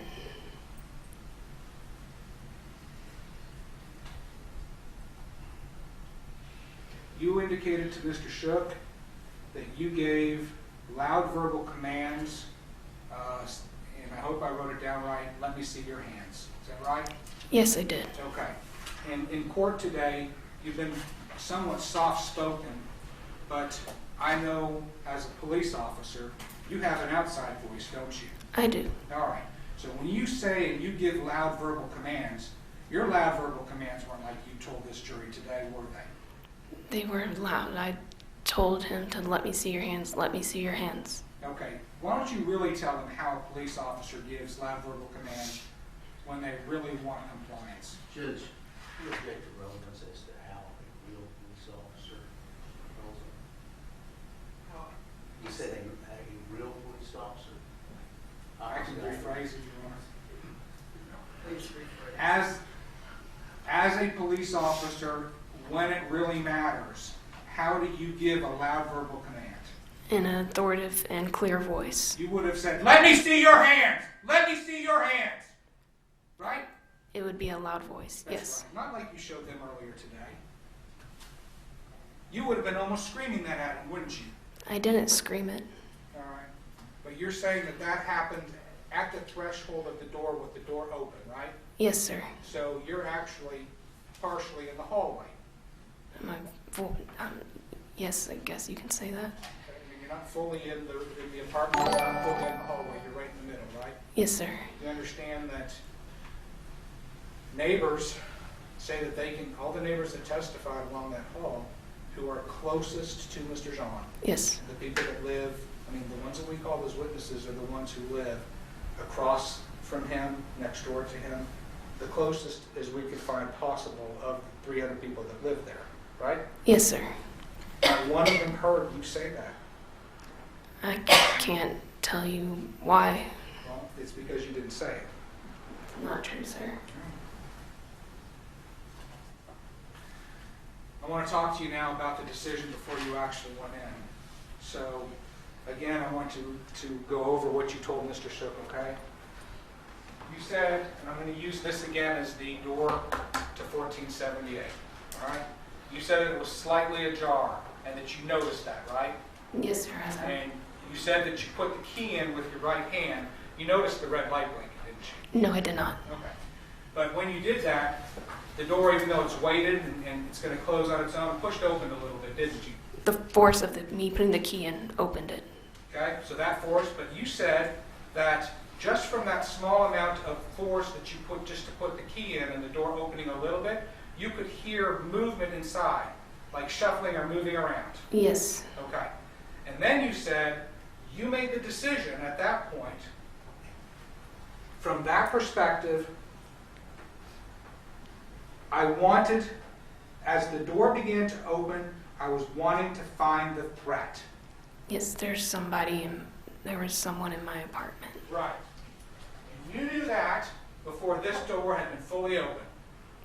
You wanted to find the threat and fully open that door, and that's when you saw Mr. Jean. No, True? sir. No, sir. It happened so quickly.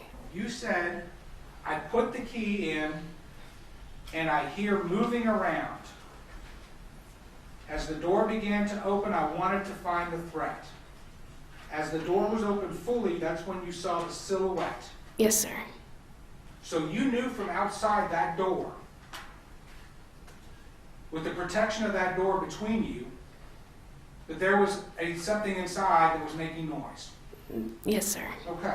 So here were your options then. Your options were, at this point, to go in and find the threat, or your option would have been, I'm going to back off, I'm going to take a position of cover and concealment, and I'm going to get some help out here. Those are options, right? They are. Okay.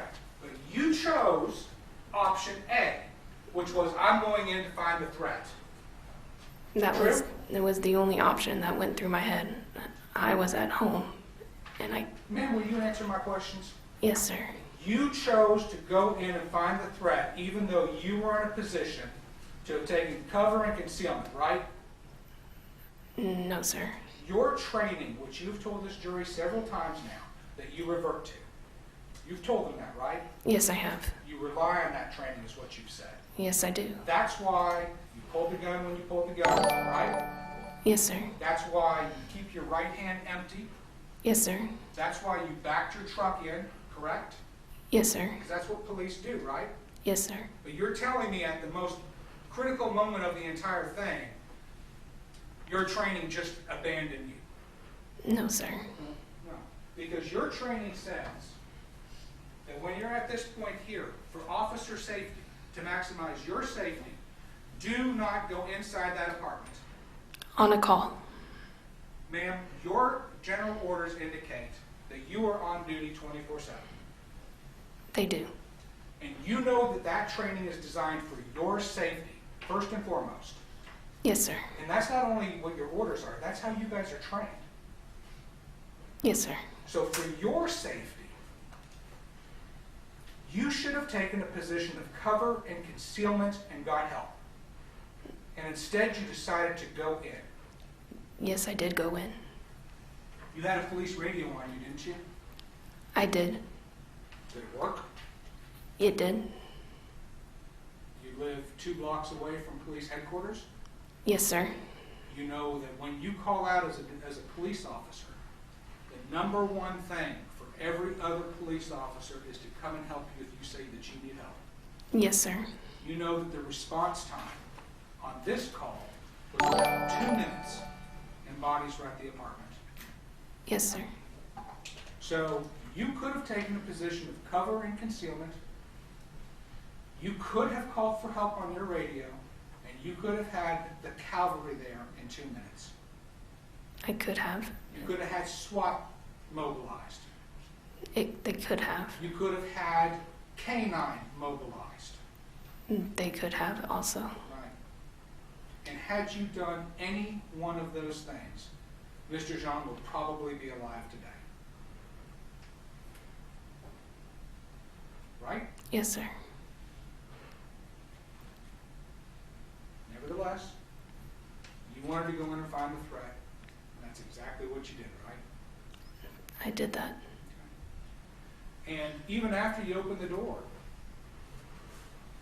even though you had all those options before the door was fully opened, even after that door was opened, you've told the jury 30 feet away, you're seeing Mr. Jean at the furthest back point of his apartment doing some sort of a side-to-side motion. And Right? I saw a silhouette. I'm going to ask it again. From the door, you've testified that you could see Mr. Jean doing a side-to-side motion. Yes, sir. Okay. And then you've testified on this cross-examination that you watched that for, I think you said 2 or 3 seconds. Yes, it was. I think it was. Okay. I'm not going to hold you to that, approximately 2 to 3 seconds. Right? Yes, sir. In that 2 to 3 seconds, let's just watch that. 1, 2, 3. In that 2 to 3 seconds, you could have done that too, couldn't you have? I You could could have done that as well, couldn't you have? do what? You could have backed away and let that door shut on its own. I could have. You could have done that. Yes, sir. You chose not to do that. No, sir. Instead, you chose to pull your gun, to level it off and shoot at Mr. Jean. I did do that. That was your choice. It was my choice. Even though you could have backed off at least twice now to a position where you would have been more safe and he would have been alive. I could have.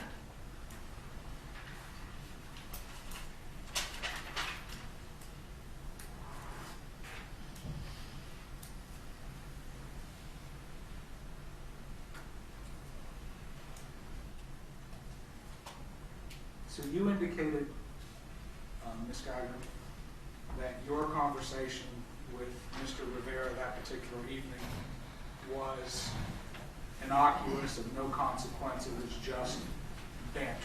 Yes, sir. You indicated that, in fact, you didn't pull over once you entered your parking garage, that you drove up and parked in that space where we see your pickup truck on the 4th floor.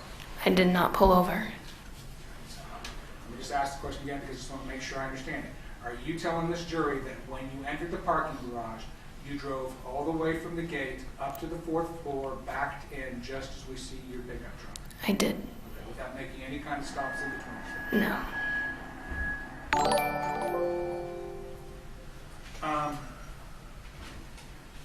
You understand, you've seen from the video records of the Southside Flats, ma'am, that your truck enters at approximately 9:46, right? Yes, sir. That is your truck. Yes, sir. And then you heard the testimony of Mr. Jones, the coach and the chemistry teacher, who came in here and swore and talked to this jury, right? Yes, sir. So he entered at about 9:53, 9:54, which is going to be 7 to 8 minutes after you. Yes, sir. Okay? And his testimony was that he drove around up to the 4th floor and he parked sometime around 9:54 p.m. Couldn't have been any earlier because that's when he drove in.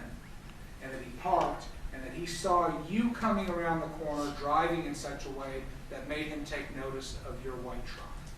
I heard him say that. So you believe that to be a lie? I don't think I drove that fast that night. Okay, but you understand that if he saw you do that, unless he's lying to this jury for some reason, then you couldn't have already been there like you testified to. I couldn't answer that, sir. I mean, his testimony was pretty clear that you stood out, especially after you got out of the truck, because you're a police officer. I did back up into my truck and stay on the phone. All right, but you're gonna stick with that you did not pull over. I do not ever remember pulling over.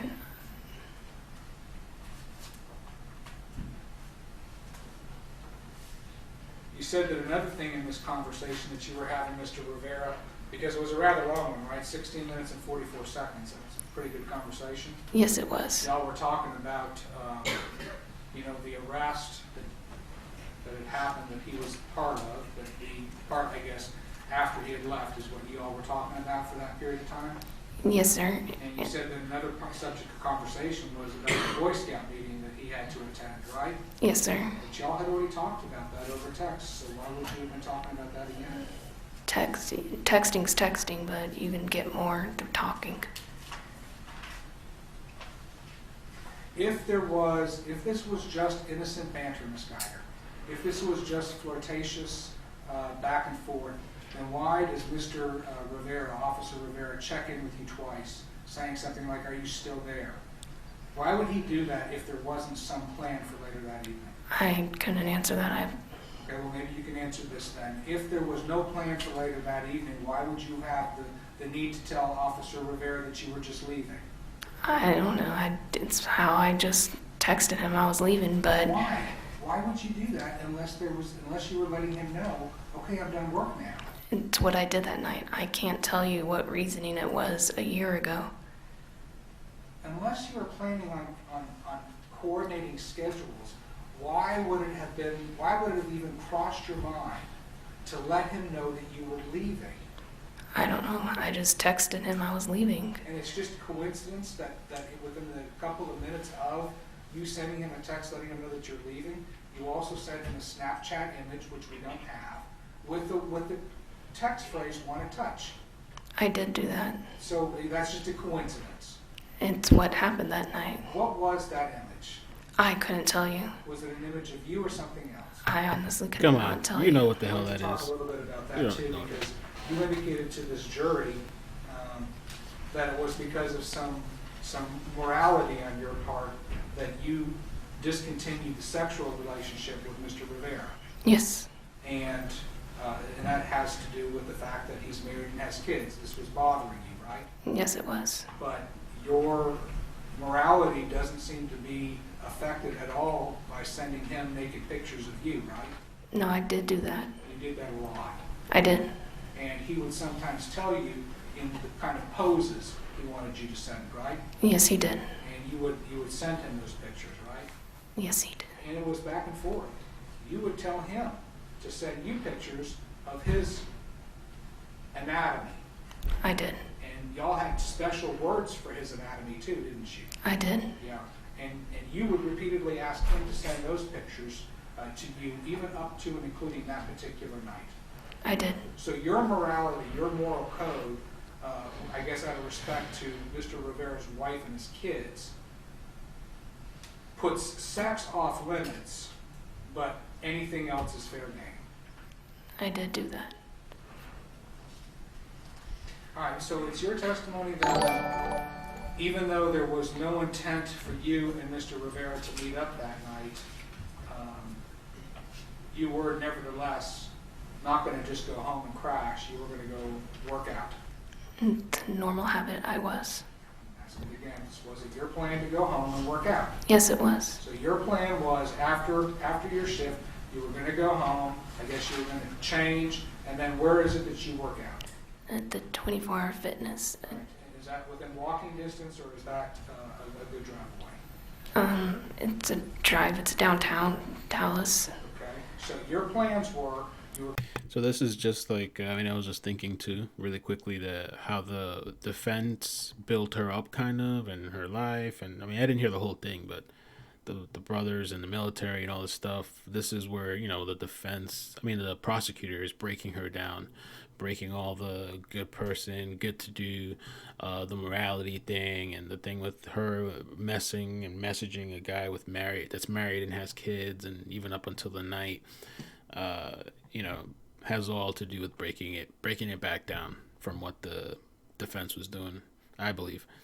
You were going to go home, you were going to go to your apartment, you were going to get changed, you're then going to leave your apartment, you're going to go back to your truck, you're going to get in your truck, drive to the gym, and have a workout. And that's a really good point too that Shanna said. I was thinking that too, that this is what the prosecutor's doing now too, that she said she was so tired, she had so many hours, and she was exhausted, and now apparently she had plans to go to the gym and exercise or something. I was. That was the game plan. Yes, sir. So whatever this thing about you being sleepy, it wasn't such that you were incapacitated physically, right? No, I wasn't completely drained. I just wanted to go work out. You wouldn't have been driving on the streets of Dallas if you were going to be running over like pedestrians or hurting people, right? No, sir. So you had your wits about you, right? I was still awake. You were talking earlier also. Let me see that email we have. So they were doing moisture testing that week at your apartment, correct? Yes, sir. And you received an email from the staff at the apartment complex. And I think your testimony was that you guys were made aware that they were going to be doing certain testing, and then you testified that it was going to be like between the hours of, what did you say, 8 to 4, 8 to 5? 8 to 4, around there. Or 8 to 5. So you can remember that there was a specific time given, right? Yes. Can I approach this witness, Judge? Yes. I'm showing this remark for identification as State's Exhibit number 319. Can you read the portion down here and tell me if this is the email that you received indicating what was going to be happening the week of September 4th through September 7th? Yes, it is. Okay. And I'm going to let you read. Did you read it all the way to there? Yes, sir. Okay. And the second page. Yes, I did. Okay, so this is going to be an email that looks like it was sent out to all of the residents by name, correct? Yes, sir. All right. There's no time in there, is there? It's an all-day event to me as like normal working hours. Well, but that's not what you told the jury. You told the jury a specific set of hours. You understand your credibility is absolutely critical. Judge, we're legit to the sidewalk. Sustained. Do you understand that your credibility is vitally important in this case? Yes, sir, I do. Do you agree that there is absolutely nothing in this email that says it's going to be conducted between any specific set of hours? There's not. You've lived in an apartment before, is that right? I have. As have I. And in apartments, maintenance happens, correct? Yes, it does. Emergencies happen, right? They do. And in your lease, I'm sure you know, you tell me if you don't, that they can send in folks, like if you have a pipe that bursts or if there's an electrical fire. There may be an occasion, day or night, where someone may have to go into your home. Yes, that's true. That you know this, right? Yes, I do. Okay. And did that reality factor in to your decision at all? Did you even let that get, in your thought process that there might be somebody who is legitimately inside there before you shot? No, sir. But yet you knew that too. You knew that could be a possibility. What would be a possibility? There may be a legitimate maintenance issue. You just don't know. Okay. Did you even think about that? Not that late at night. So that's kind of interesting that he brought that up. I guess, I mean, I don't know, the timing of the message that was sent out, I didn't even think that was really relevant, but I guess he was just using that to discredit her, anything to show her as a liar, I guess, to the jury, right? Even for him to throw the whole, maybe, and it's true, I guess, maybe it could have been the thought, maybe it could be a maintenance person or something like that. I think it's like he's just throwing whatever now, it seems, unless there's more to this than I don't know, but this whole maintenance thing, it seems like now he's just kind of throwing things at the wall to try to discredit her. I don't know, we'll see. Okay.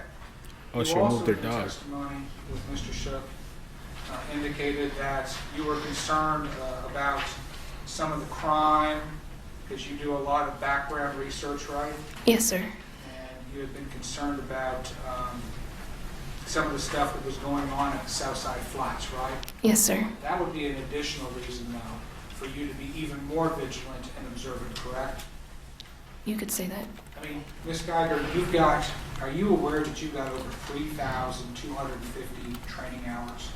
Yes, sir. You are not like a regular citizen like me. You've got thousands of hours of police training, right? Yes, sir. Your job requires you to be observant and aware of your situation, right?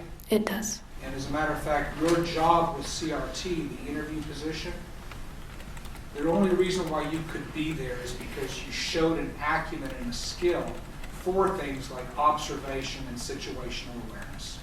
Yes, sir. Right? Yes, sir. When you were talking with Mr. Shook on direct examination, you had indicated, that this place here caused you some concern because of all of the bad stuff that was going on, right? I did. Do you remember having a conversation, a person by the name of Chamberlain? Yes, sir. All right, do you remember having a conversation with Chamberlain by text on August the 21st of 2018, where he asked you, how do you like your new place? I do not remember that, May I sir. approach the witness? Yes. All right, Ms. Guyger, would you take a look at this text exchange and tell me if this helps refresh your recollection with Mr. Chamberlain?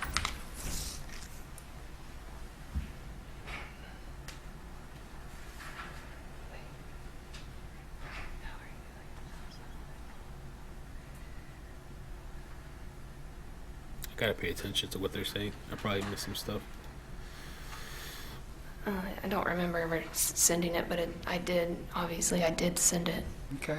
And when asked about how you felt about the Southside Flats, your response to him, again on August the 21st, was, I'm liking it, right? I did. And then you said, few homeless here and there, and a lot of hippies smoking weed. Yes, I did send that. All right. You didn't say anything in there about the rank crime and all this other stuff that has caused you to be so concerned, right? I did not. And Chamberlain, he's a police officer, isn't he? She is. She is, I apologize. She's a police officer, right? Yes, sir. So to a fellow officer, you're not gonna hold back, is that right? I can't say I would or wouldn't. Well, that's what you said, though. I did say that. Some people smoking weed, but you're liking it. It's what I said in that message. But today, in front of this jury, it sounds like all kinds of mayhem is going on. Yes, sir.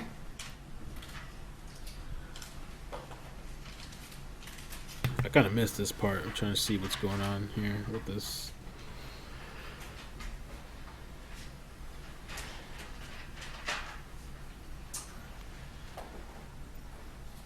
remember when you were testifying on thanks. direct with Mr. Shook, on a couple of occasions you indicated that you wanted to become a police officer because you wanted to help people.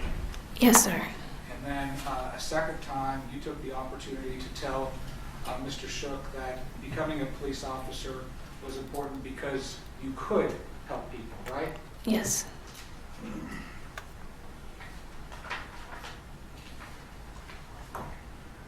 Do you recall working the MLK parade on January the 15th, 2018? Yes, sir.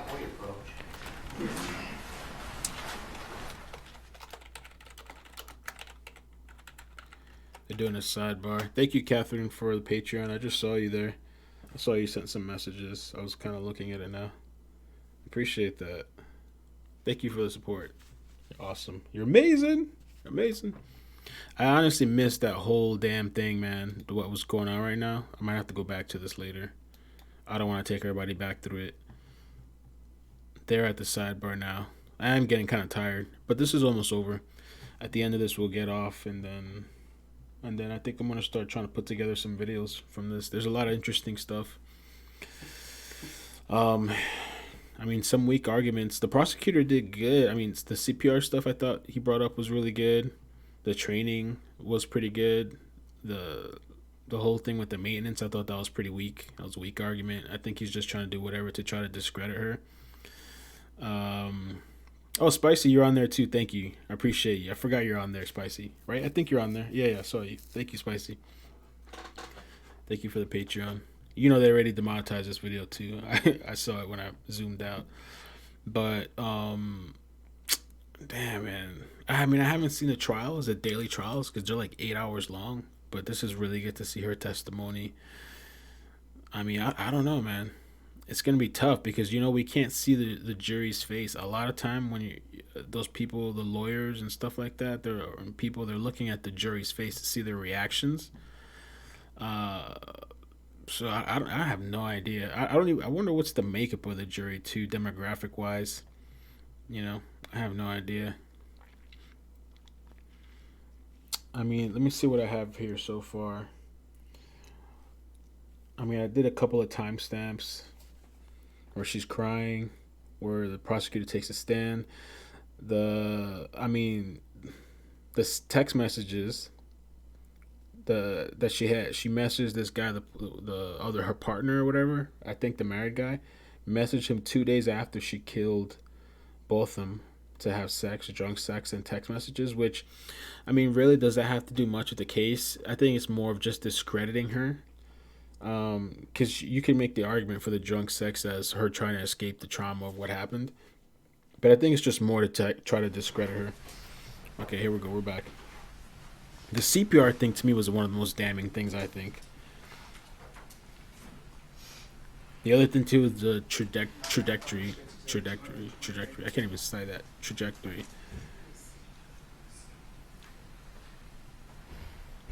Yes. 5 Hispanics, 3 black. Oh, thank you guys. I appreciate that. That's interesting. 5 Hispanics, 3 black, 1 white. Damn. It's not good for her. Somebody else said 6 black, 4 Hispanic. Oh, I guess we're all over the place. 2 white. This is a view outside of apartment 1478. Is that right? Yes, sir. You see that bright red floor mat there? Yes, sir. You don't have a floor mat in front of your apartment. Ooh. I do not. This is You huge. agree with me that there is no other bright red round floor mat God. It does. anywhere on the 3rd floor or the 4th floor, as best you can recall? Doesn't appear that way. And you see these doors right here, and This is huge. wall column That's- right there. I do. That's exactly the same as it is for your apartment, right? You know that they're there. Yes, sir. Okay. And that would have been a perfect place for you to take cover and concealment, stepping back just a couple of feet from that door, had you chosen to do that. It could have.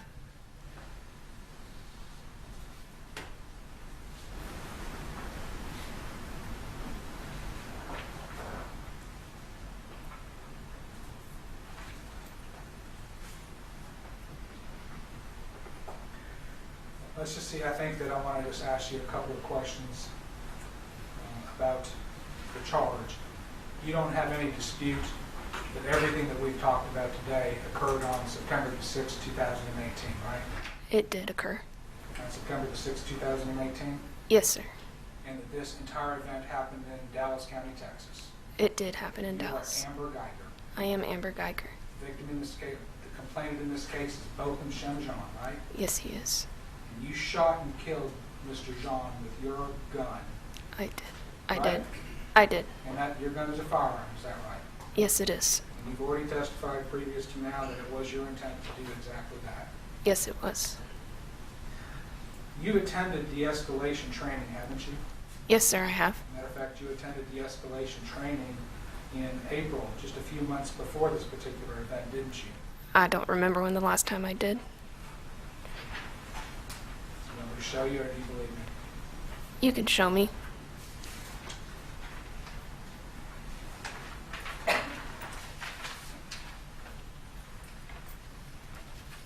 The thing I was wondering, because that picture they showed, it looked like they all had, let me see, we're at 253 right now, or 254. This part right here, it looks like all these doors here is a red, or I mean, I guess you can't really tell what the other colors are. That's what I was wondering about. Maybe one of you guys could clear that up, because that's what I heard too, that he had that red distinct floor mat. That was one of the big things. So I'm just kind of looking at this, wondering what these other doormats are. I mean, I guess they look kind of different. But yeah, I heard she doesn't have any doormat. All right, let's go back to the 254, I think. For this particular event, didn't you? I don't remember when the last time I did. You want me to show you, or do you believe me? You can show me.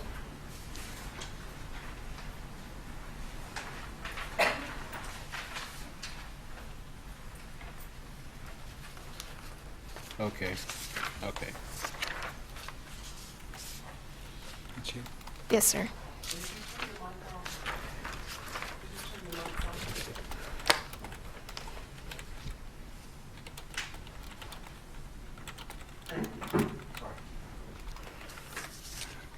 Does that refresh your recollection of when you took de-escalation? Yes, sir. What was the date? 4/25 of 2018. How many hours was that class? 8 hours. That was important to you, wasn't it? Yes, sir. You understand that policing as a whole is trying to adopt more of a de-escalation approach when circumstances permit, right? It does. And in that particular case, in that particular class, did you pay attention? I don't remember everything they went over in that class. Do you recall them emphasizing to you, take advantage of time, to buy time so that additional resources can be obtained for your safety and for the safety of the people that you're dealing with? I don't remember hearing that then. You recall that class, the criteria about anything turning assumptions into facts? I do not. Well, tell me what it is. I'll tell you what, instead of me telling you to go through the curriculum, what did you get from that class? I don't remember what was said. It's been a while since I've taken that class. But you're supposed to attend these classes and then take from them tools and tips that you can take out into the community so that you can be a better police officer, right? Yes, sir. And you understand de-escalation is vitally important, especially to major segments of our community.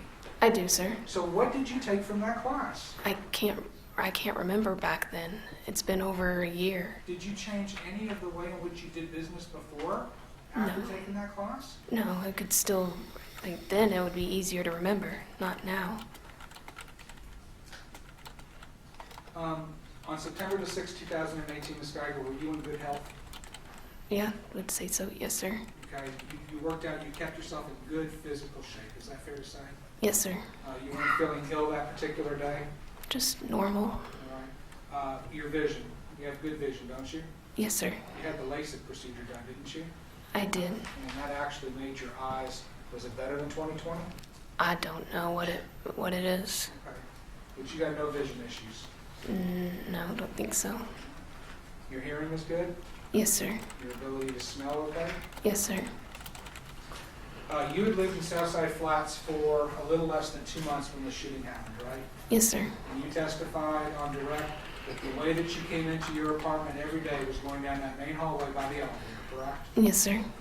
So every single day for 2 months, probably at least twice a day, you would walk past that decorative urn that Miss Blee had out in front of her apartment, right? I mean, there's probably something there, but I never paid attention to anything that they had on their doormats. Again, you're a 5-year veteran police officer who has a necessary and critical aspect of which is observational skills and situational awareness, and you're telling me that you have never once noticed. I probably noticed it, but I didn't ever, it was just there. It was something that was probably commonly there, but you never stared at it for a long period of time. You also know where the apartment numbers are on the signs next to the door, right?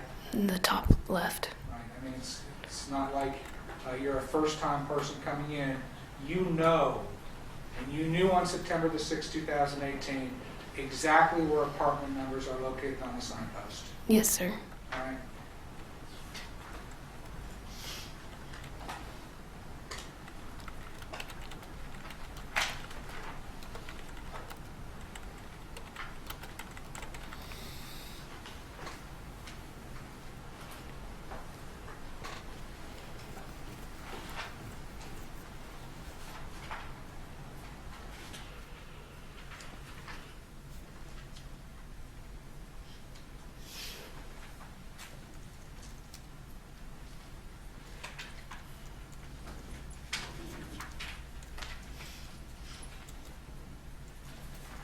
Okay, let's see.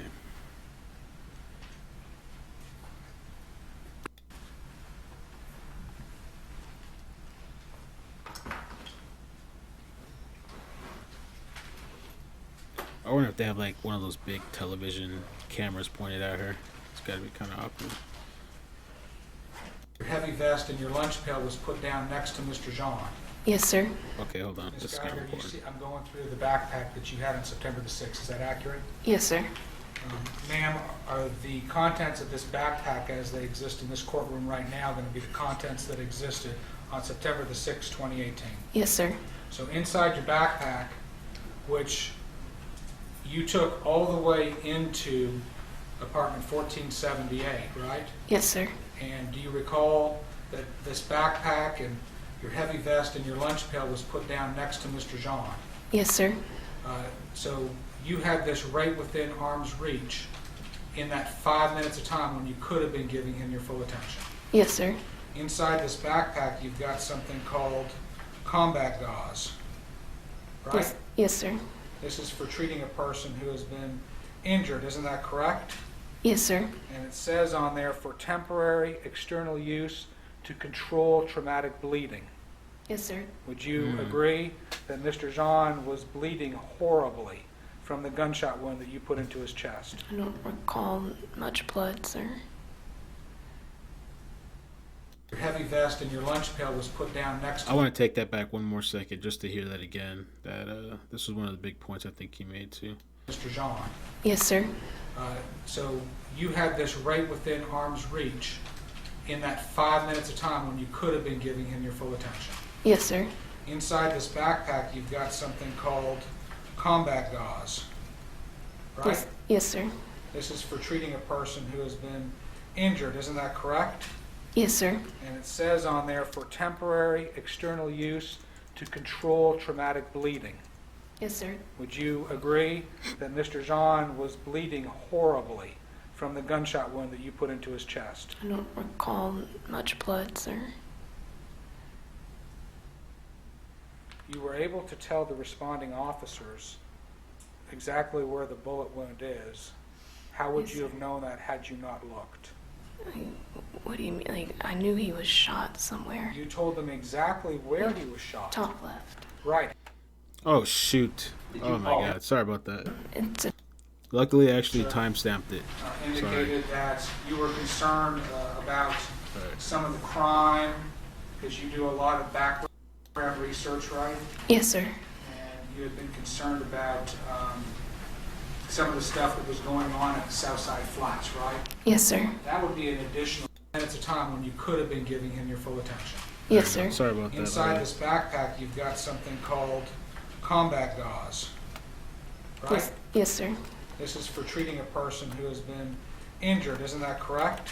Yes, sir. And it says on there for temporary external use to control traumatic bleeding. Yes, sir. Would you agree that Mr. Jean was bleeding horribly from the gunshot wound that you put into his chest? I don't recall much blood, sir. You were able to tell the responding officers exactly where the bullet wound is. How would Yes. you have known that had you not looked? What do you mean? Like, I knew he was shot somewhere. You told them exactly where he was shot. Top left. Right. How would you have known that if you hadn't have looked to where he had been shot? I knew where he was shot. How? From the time that you shot him? No, when I turned on the lights. Okay. So did you look at the bullet wound? Yes, I did. Okay. So you knew he was injured with a bullet, right? Yes, I did. And a person bleeds when they're injured Mostly with an a bullet, extreme. correct? Yes, they do. Is there a reason why you didn't use this stuff right here, which is designed to control traumatic bleeding? It never crossed my mind. It didn't even cross your mind? No, sir. Even though he's bleeding in front of you, No, and this is inches from you, it did not cross my it mind. never crossed your mind to use this? No, sir. This is the first aid kit that's also included in there, right? Yes, sir. And you've got more of that exact same stuff in here.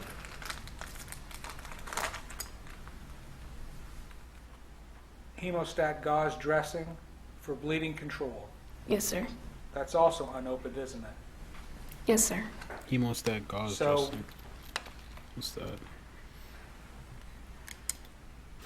Other than, I'm trying to understand this, other than with just one hand periodically with interruptions doing some compressions, did you really do anything else to try and help Mr. Jean?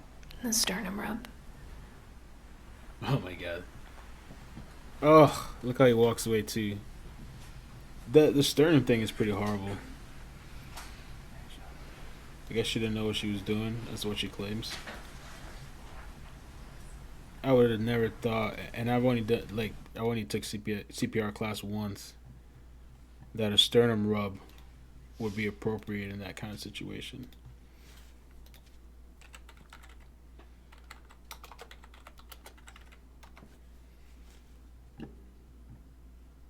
But I don't know though.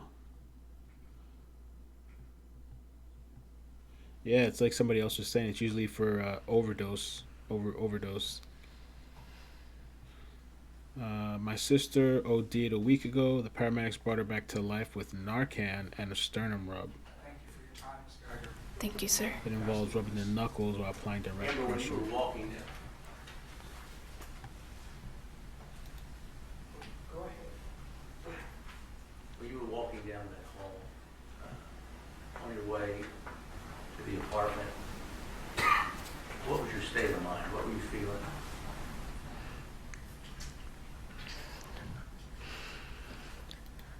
Sorry, hold on.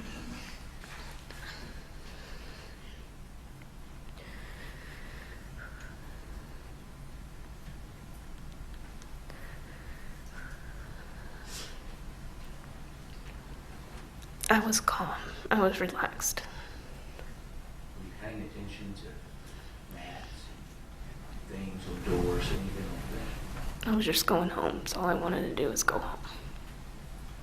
Mr. Ernest asked you questions about burglary calls, taking cover, asking for backup, asking for K-9. Did you feel in any way this was a burglary call you were responding to? No, I was responding to my own home. What were you thinking when that door began to open when you took the fob? I was at my apartment. When you heard rustling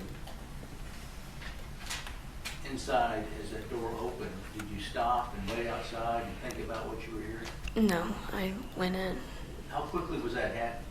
Seconds. What was your thought when you thought you were going in your home and the door opened? And somebody was inside. Were you thinking as a policeman answering a verbal No. call at all? I was thinking I was relaxed right before, and all of a sudden I come home, and then there's somebody inside my apartment. My heart rate just shot up. All these other things That's all Mr. you Ernst said. asked you about calling for backup or retreating to cover, any of that in your mind when you were face to face with this person you saw in the back? No, I didn't have to. I was going home. It wasn't a call. Mr. Herman said, had you estimate times? Did you have a stopwatch at all? Were you timing any of this, or what was happening? No, sir. It was just happening quick. It was quick. That's all I can say. It was seconds.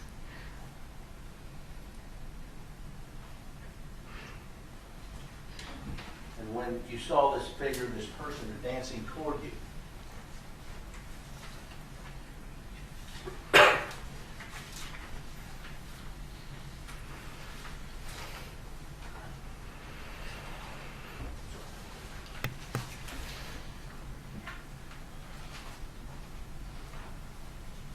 let me show you stage 100.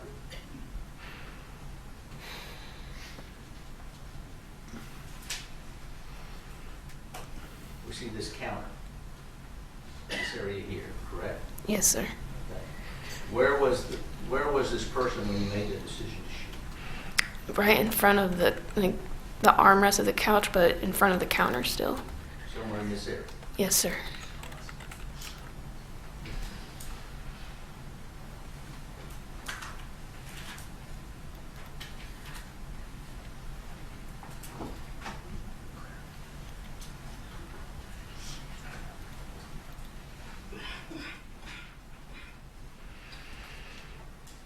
And when you made that decision to fire in this area, how many feet? I've measured this off and I've talked about it. 12, 13, 14, 15 feet. 12, 15 feet. The area I'm in now. Yes, sir. From where I was standing. That was the distance between you and him. Yes, sir. I think it's a defense now, right? He came back, I think.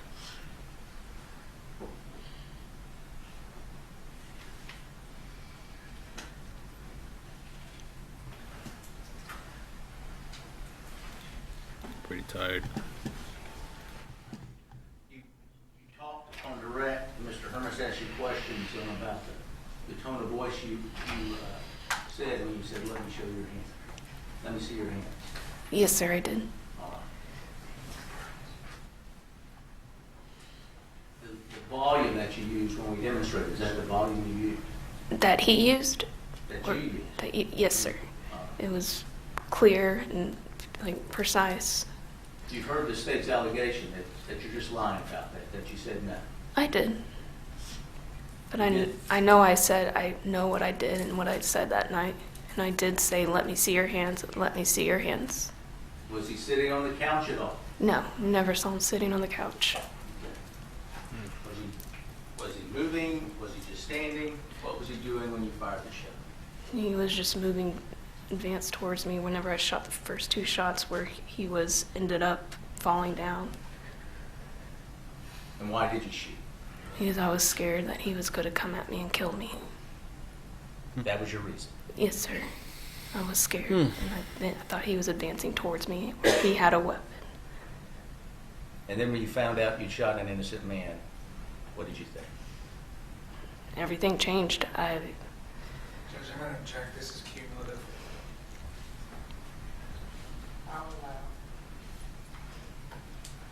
You started realizing that when you were calling 911? Yes, sir. The state of mind, that what we hear in your voice and what you're saying, is that what was going? Sorry. I object to the leading of the question,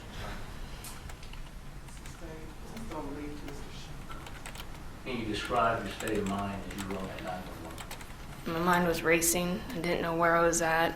I had this guy laying on the floor.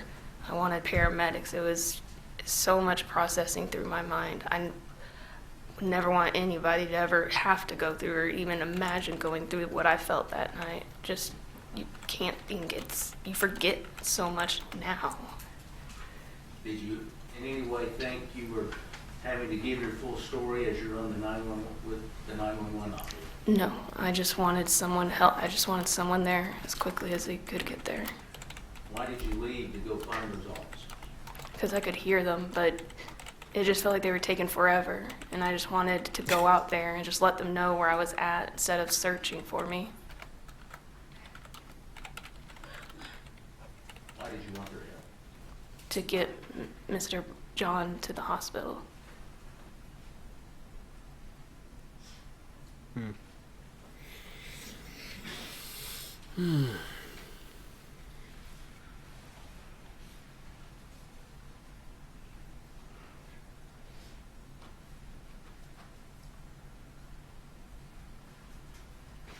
pass it away.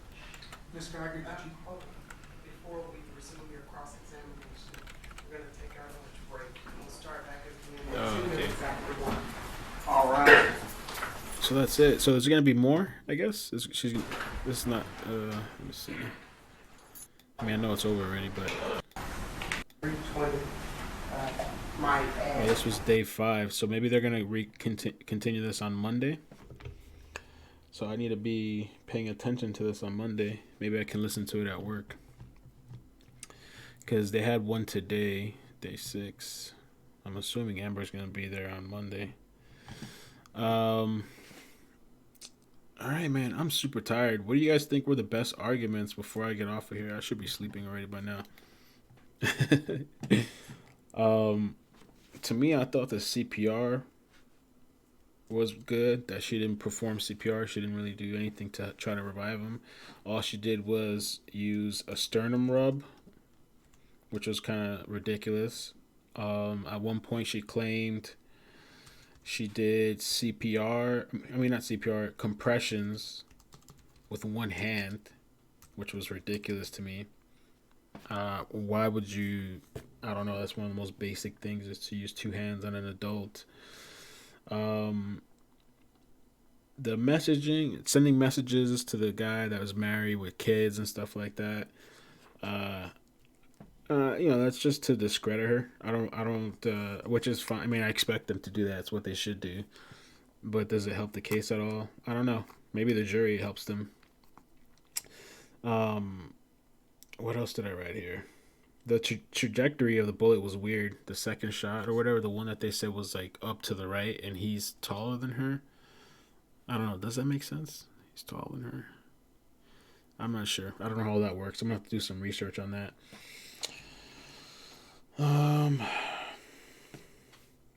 The red floor mat. I mean, the combat gauze, that's something that she could have used, or the other hemostat thing, which she didn't use.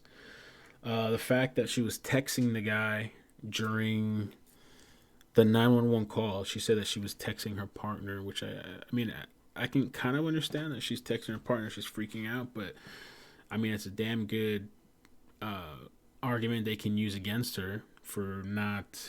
You could have been doing that. You could have been saving his life or whatever. The fact too that she just used one hand. She could have put the phone on speaker. She could have put the phone on her shoulder or whatever. Shanna said here, deleting messages with evidence. So she purposely was messaging on Snapchat messages, which is like, I guess, untraceable or whatever. They couldn't pull up the pictures or the messages. Let's see what else you guys are saying. Closing arguments on Monday. Oh, wow. I predict we'll have a verdict by Tuesday. It depends on the jury. Sometimes those juries can take a while. A lack of remorse. I don't know. She's at least trying to show some sort of remorse. I think that chick is gonna, from looking at her though, man, to me she looks like she's gonna have like some sort of mental breakdown. She looks like, to me, like she's probably on some stuff. Obviously it's not a professional, it's just an opinion or whatever, but she looks like she's gonna crack, man. Like they should probably have a watch on her or something. She looks like she's gonna just snap. I think that at least she has to get a manslaughter. That's what I'm thinking. Like, I mean, I don't know. You know, you killed a guy in his apartment. can something be deemed as an accident so you don't get, oh damn, Joystick over here is wilding out. He said, I can't wait for the not guilty on Tuesday. And bro, over there. I don't think that she's, well, what are the charges? Amber Guyger charges. Can we find this out? What are the charges that they're going for? What is Amber being charged? I want to find out exactly what are the charges, because maybe they'll charge her with one thing but not the other. I don't think that she's really. Somebody else messaged me too, saying they think she's gonna walk free. Let's see, what exactly are the charges?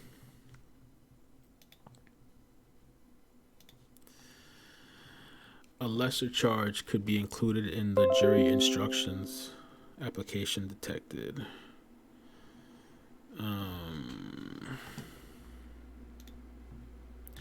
Yeah, they're saying here there's a chance she could be convicted of a lesser criminal charge. We know the details already. The murder indictment says Guyger intentionally shot John. A manslaughter charge would mean Guyger acted recklessly. A charge of criminal negligent homicide could be also considered. And that's what I'm saying. I think she at least gets a manslaughter. But I got an email a couple of days ago with somebody telling me they know somebody in a defense or something like that, saying that they think she's going to walk free. I don't know, man. If she does walk free, bro, I can tell you that there's going to be a bunch of people just going crazy rioting. Joystick said the charge is murder. Nothing I have heard says murder on this trial. Wow. I mean, that too, we can kind of talk about Malia Davis a little bit. That's why it's kind of, you got to be careful what charges you go for. You know, everybody wanted a straight murder charge. It depends on what kind of evidence you have. During the jury selection, prospective jurors were told about manslaughter. Prosecutor Jason Fine said that they have to offer a lesser charge if there's a scintilla of evidence to support that charge. Oh, this is David Armstrong. Yo, let's check this out real quick. I'm very curious to see. I gotta save this link too. Let me save this link. This is the guy, some people emailed me tonight, which I need to look into him. He's had some weird charges. In the meantime, let me add this link. Here, David Armstrong is somebody. I'm so behind on this case. That's why I was like, let me do this little research thing, because I feel like you guys will probably bring me up to speed. I didn't mean to do that. What I did there. We'll leave that there. Okay, David Armstrong. Ranger Armstrong. This was day 3. Oh man. Ranger Armstrong. 12 in minutes. addition to the training and background that we've gone through, how many homicides or shootings have you investigated, either as the lead investigator or as the assistant investigator? It would be between 50 to 100. I don't have a hard number. It's many. And are you trained in the processing of crime scenes? I am. And what's your training in that? It's our basic crime scene school that all rangers go through. It's a 3-week school put on by senior rangers from our actual crime scene team. And they are also certified from the National Forensics Academy out of Tennessee, which is a 10-week course. And have you gone through shooting reconstruction school? I have. And describe that for the judge. That is a week-long school that will show you the different characteristics, the different behaviors, and the different types of evidence that you will find from different types of shootings, from different types of guns, from different types of ammunition and calibers, and also the objects that those bullets strike or may go through to strike its final resting place. We are also trained during that course in establishing a approximate trajectory and flight path for those gunshots, and we also learn what gunshots are capable of doing and the methodology behind establishing those results when we do flight path trajectory and look at bullet strikes on different materials. And does that include wound tracks and wound paths and the types of gunshot wounds to individuals and the reactions to those gunshots? Yes, sir, to an extent.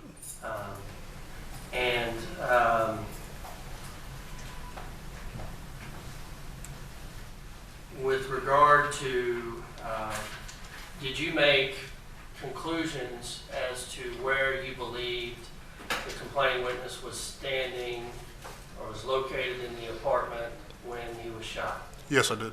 And what was your conclusion? Approximately in the video where you see the first officer come in, you see his sandals, I believe, right in that immediate area where his sandals are laying and the bottom of his feet are pointing. We believe that he was standing in that location when he was shot. And is that 13 to 15 feet from the center of the entryway into the apartment? Yes, it is. And tell the judge what you based that opinion on.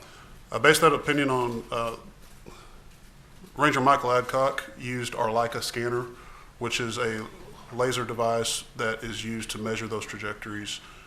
When measuring the bullet defect in the wall and tracing that trajectory back, it was at a certain angle or a certain degree that placed the second shot in that area that I just described where Mr. John was.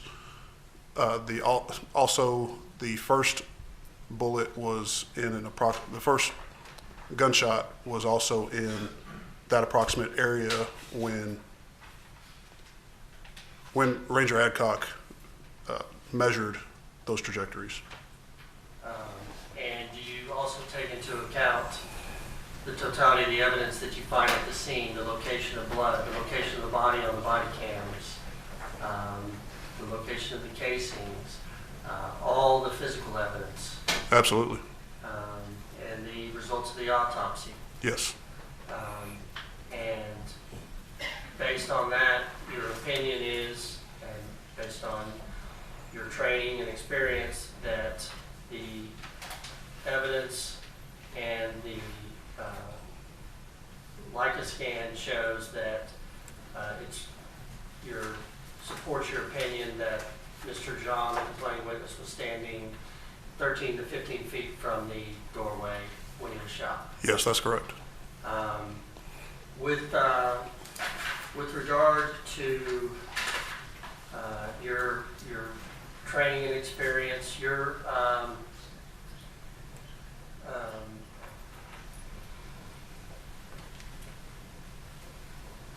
have you responded to numerous calls, burglary calls, domestic violence calls, all kinds of calls as a trooper or even as a ranger? Yes, I have. Based on your investigation, do you believe that Amber Guyger was responding to a burglary call when she acted, when she pulled her firearm or when she entered that apartment, when she entered 1478? Was Amber Guyger responding to a burglary call? Yes, I believe that was her perception. Well, prior to getting there, did she have any idea, based on the evidence, was she aware that there was an intruder or what she believed to be someone in 1478? Based on the door being ajar? When she opened the door, Yes. Okay. she believed she was dealing with an intruder. Is that your belief? Yes, it is. Is that different than responding to a burglary call when you are called and you have a time to formulate a plan on the way to the scene? Yes. In other words, when you get dispatched to a burglary call, it's different than walking into a burglary in progress, correct? Yes, correct. And so would you expect her reactions to have to be more immediate than you would when you have time to formulate a plan? Yes. And would it be reasonable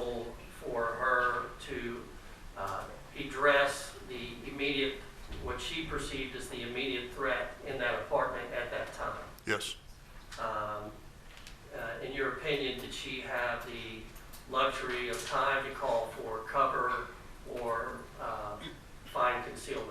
No, sir. Ranger Armstrong, you've been in SWAT, you've been a ranger, you've investigated numerous officer-involved shootings.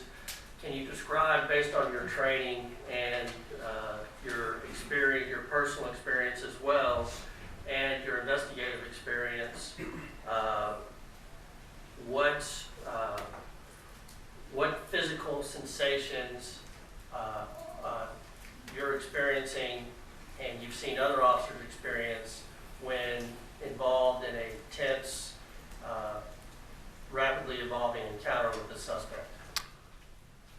Based on my training and my experience, physically, your heart rate goes very, very high. Your vision becomes narrowed, which is commonly referred to as tunnel vision.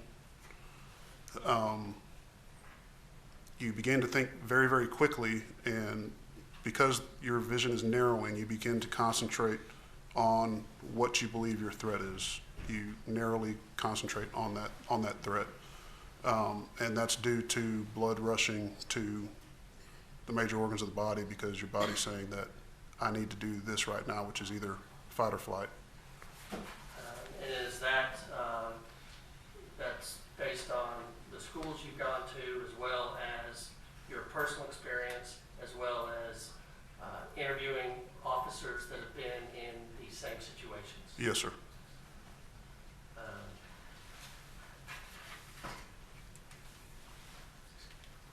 Ranger Armstrong, based on your the crime scene and your full investigation, did you have any evidence that the complaining witness was sitting on the couch when he was shot? No, sir, I do not. After completing the investigation, and now there was an arrest warrant on September 9th, I believe, correct, for manslaughter? That's correct. Had you finished your investigation at that time? No, sir, I had not. After finishing your investigation and looking at the totality of the circumstances and considering everything, do you believe today that you have probable cause to believe that Amber Guyger committed a crime? Based on the totality of the circumstances, based on the complete investigation, no, sir. Do you have an opinion as to whether it was reasonable for Amber Guyger to have believed she was in her apartment when she encountered the complaining witness? Yes, I do. And what is that opinion? That she believed that there was a burglar in her apartment. And that it was reasonable? Yes.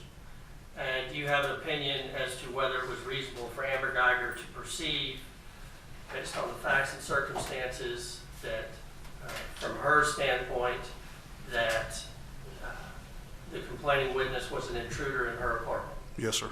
And what is your opinion? That it was a reasonable perception. And do you have an opinion as to whether it was reasonable, based on the facts and circumstances, from an ordinary, prudent person in Amber Guyger's position, for her to perceive that Botham Jean was a deadly threat? Yes, sir. And what is that opinion? I believe that she did perceive him as a deadly threat. And you believe that was reasonable based on your training and your experience and your consideration of the totality of the circumstances? Yes, sir. As an investigator, that's what you have to do. You have to look at the entire full picture of evidence when you're making a decision not only whether to arrest someone or whether to send them to prison, correct? That's correct. And today you're telling us that based on everything and based on your training and experience, you don't believe there's even probable cause that Amber Guyger committed any crime, correct? That's correct.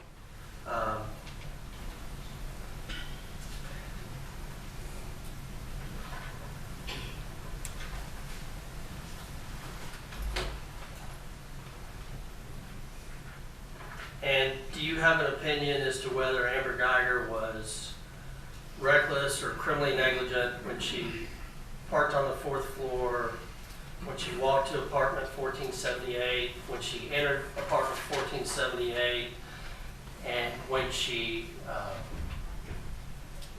encountered the complaining witness, perceived him as a deadly threat, and shot him. No, I don't believe that it was reckless or criminally negligent based on the totality of the investigation and the circumstances and facts. Bruh, that's gonna be a soundbite for me. Well, I mean, I see what Joystick is saying here. You really think there was no negligence in this? So you're saying that anybody can walk into anybody's place and shoot and kill them and just say, well, I thought it was my own place, so yeah, and walk away free? I'm telling you, man, in my opinion, that should be at least manslaughter. At least manslaughter to me. But I have people saying they think the way the system is that she's gonna walk free, man. I think that should be in the very least manslaughter. I mean, that just says that any cop can go in any house accidentally and say they thought they were in their own place. You know what I really... let me ask you guys this, and we're going to cut it off. I need to get some sleep. My daughter's going to be up like at 8, 9. The door lock data, they never brought it up. I thought they sent it out to the company. They were going to get some information to find out if what happened with the door was actually factual or whatever. Anything with that, that's what I want to know about. What happened to the door lock data? I thought that was going to be like a deal breaker, like a...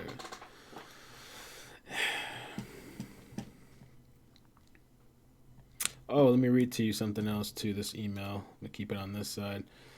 Regarding Texas Ranger David Armstrong, the guy that was just testifying, on February 2nd, I guess they meant to put 2017, David Armstrong was driving at 89 miles an hour in a 45-mile-per-hour zone in Piedmont, Texas, if I'm saying that right, in his official Texas Ranger Department Public Safety vehicle. He was off duty at the time and driving home after serving a shift at the Texas-Mexico border. He struck a civilian vehicle, and the passenger was ejected from the vehicle and died 5 days later in the hospital from his injuries.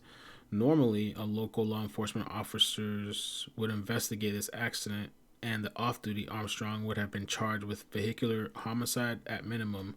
However, the Texas Ranger of Public Safety swooped in and took over the investigation. Armstrong was never charged with any type of crime, nor was he written a ticket or anything. Instead, the incident was covered up by the Texas Rangers Department of Public Safety. What happened with the toxicology report? Nothing came back? The door was defective. That's what I'm saying. Like, did they... I don't know, man. I'm tired, but I'm going to call it a night. I'm going to get some rest. I'm thinking, that's what I think. They should at least get a manslaughter. If they can't pull off nothing off of this, I mean, what are they charging her with? That's what exactly I was trying to find out 12 hours ago. Let me read this CNN article.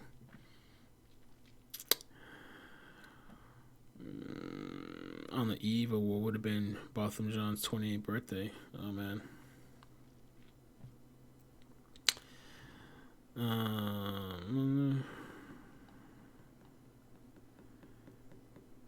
Oh, damn. On Sunday when Gene would have celebrated. Oh, today's his birthday, I think. Today John's birthday? Oh, yeah. I think it's today. I think it's Botham Jean's birthday today. Or it would have been his birthday. Damn.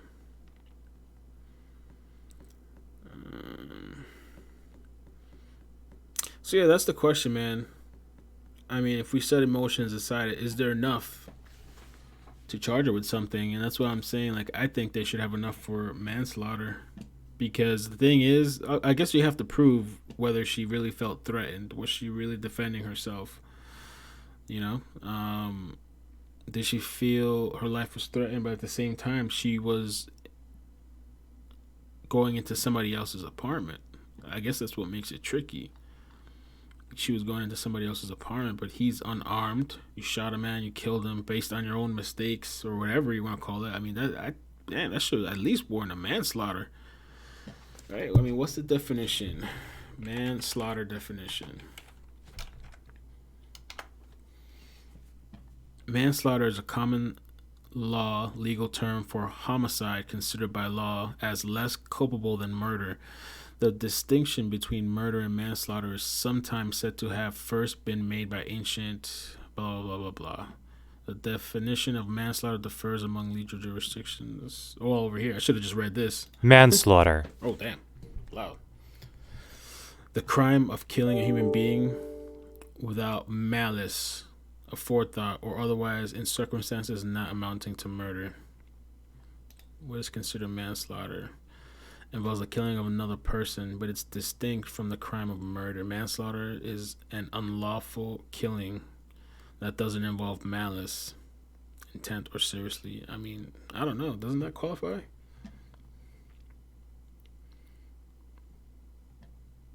That's what I heard about the whole smoking thing too. I don't know. Does anybody know where that was mentioned? I heard the weed thing was brought up in one of the live streams, and that he used it for medical purposes. I mean, I don't even know. I heard that it came up and that they cleared it up. Why that baggie was there that the news brought up that one time. The unintentional death, I mean, there's a couple of different definitions, but the unintentional death of another person as a result of reckless actions. So when that guy stood up there and he said that he didn't believe her actions were reckless, I guess that's can potentially fight the whole manslaughter charge. I don't know if they're charging her with manslaughter. I would think they would at the very least go for a manslaughter, maybe more. There are several examples of involuntary. Oh, that's another thing too. I think there's a thing where it's called voluntary, and then there's one called involuntary manslaughter. Texting and driving. Several examples of involuntary. Texting and driving, the use of abusing drugs, and discharging a firearm. Yeah, we should have a conversation, man. I think you probably... A bunch of people probably unsubscribe if I bring you in. You're on fire tonight. I don't know what's going on with you. We can do a conversation sometime. I'm going to get some rest though, man, because it's 3 in the morning. Thank you guys for joining. I appreciate it. I took down a lot of notes. Now is the question if I can actually make a video. The thing is, too, is if I make a video, it's like most people have seen this. I don't know, but we'll see. I can probably put some clips together, maybe bring some attention to it. Definitely want to pay attention to Monday, though, because the thing I should maybe focus is on Monday's thing, because then people will be kind of new, but we'll see. All right, man. Yeah, that's what I'm saying. A lot of people are saying that he smoked for whatever reason. Manslaughter, Amber Guyger.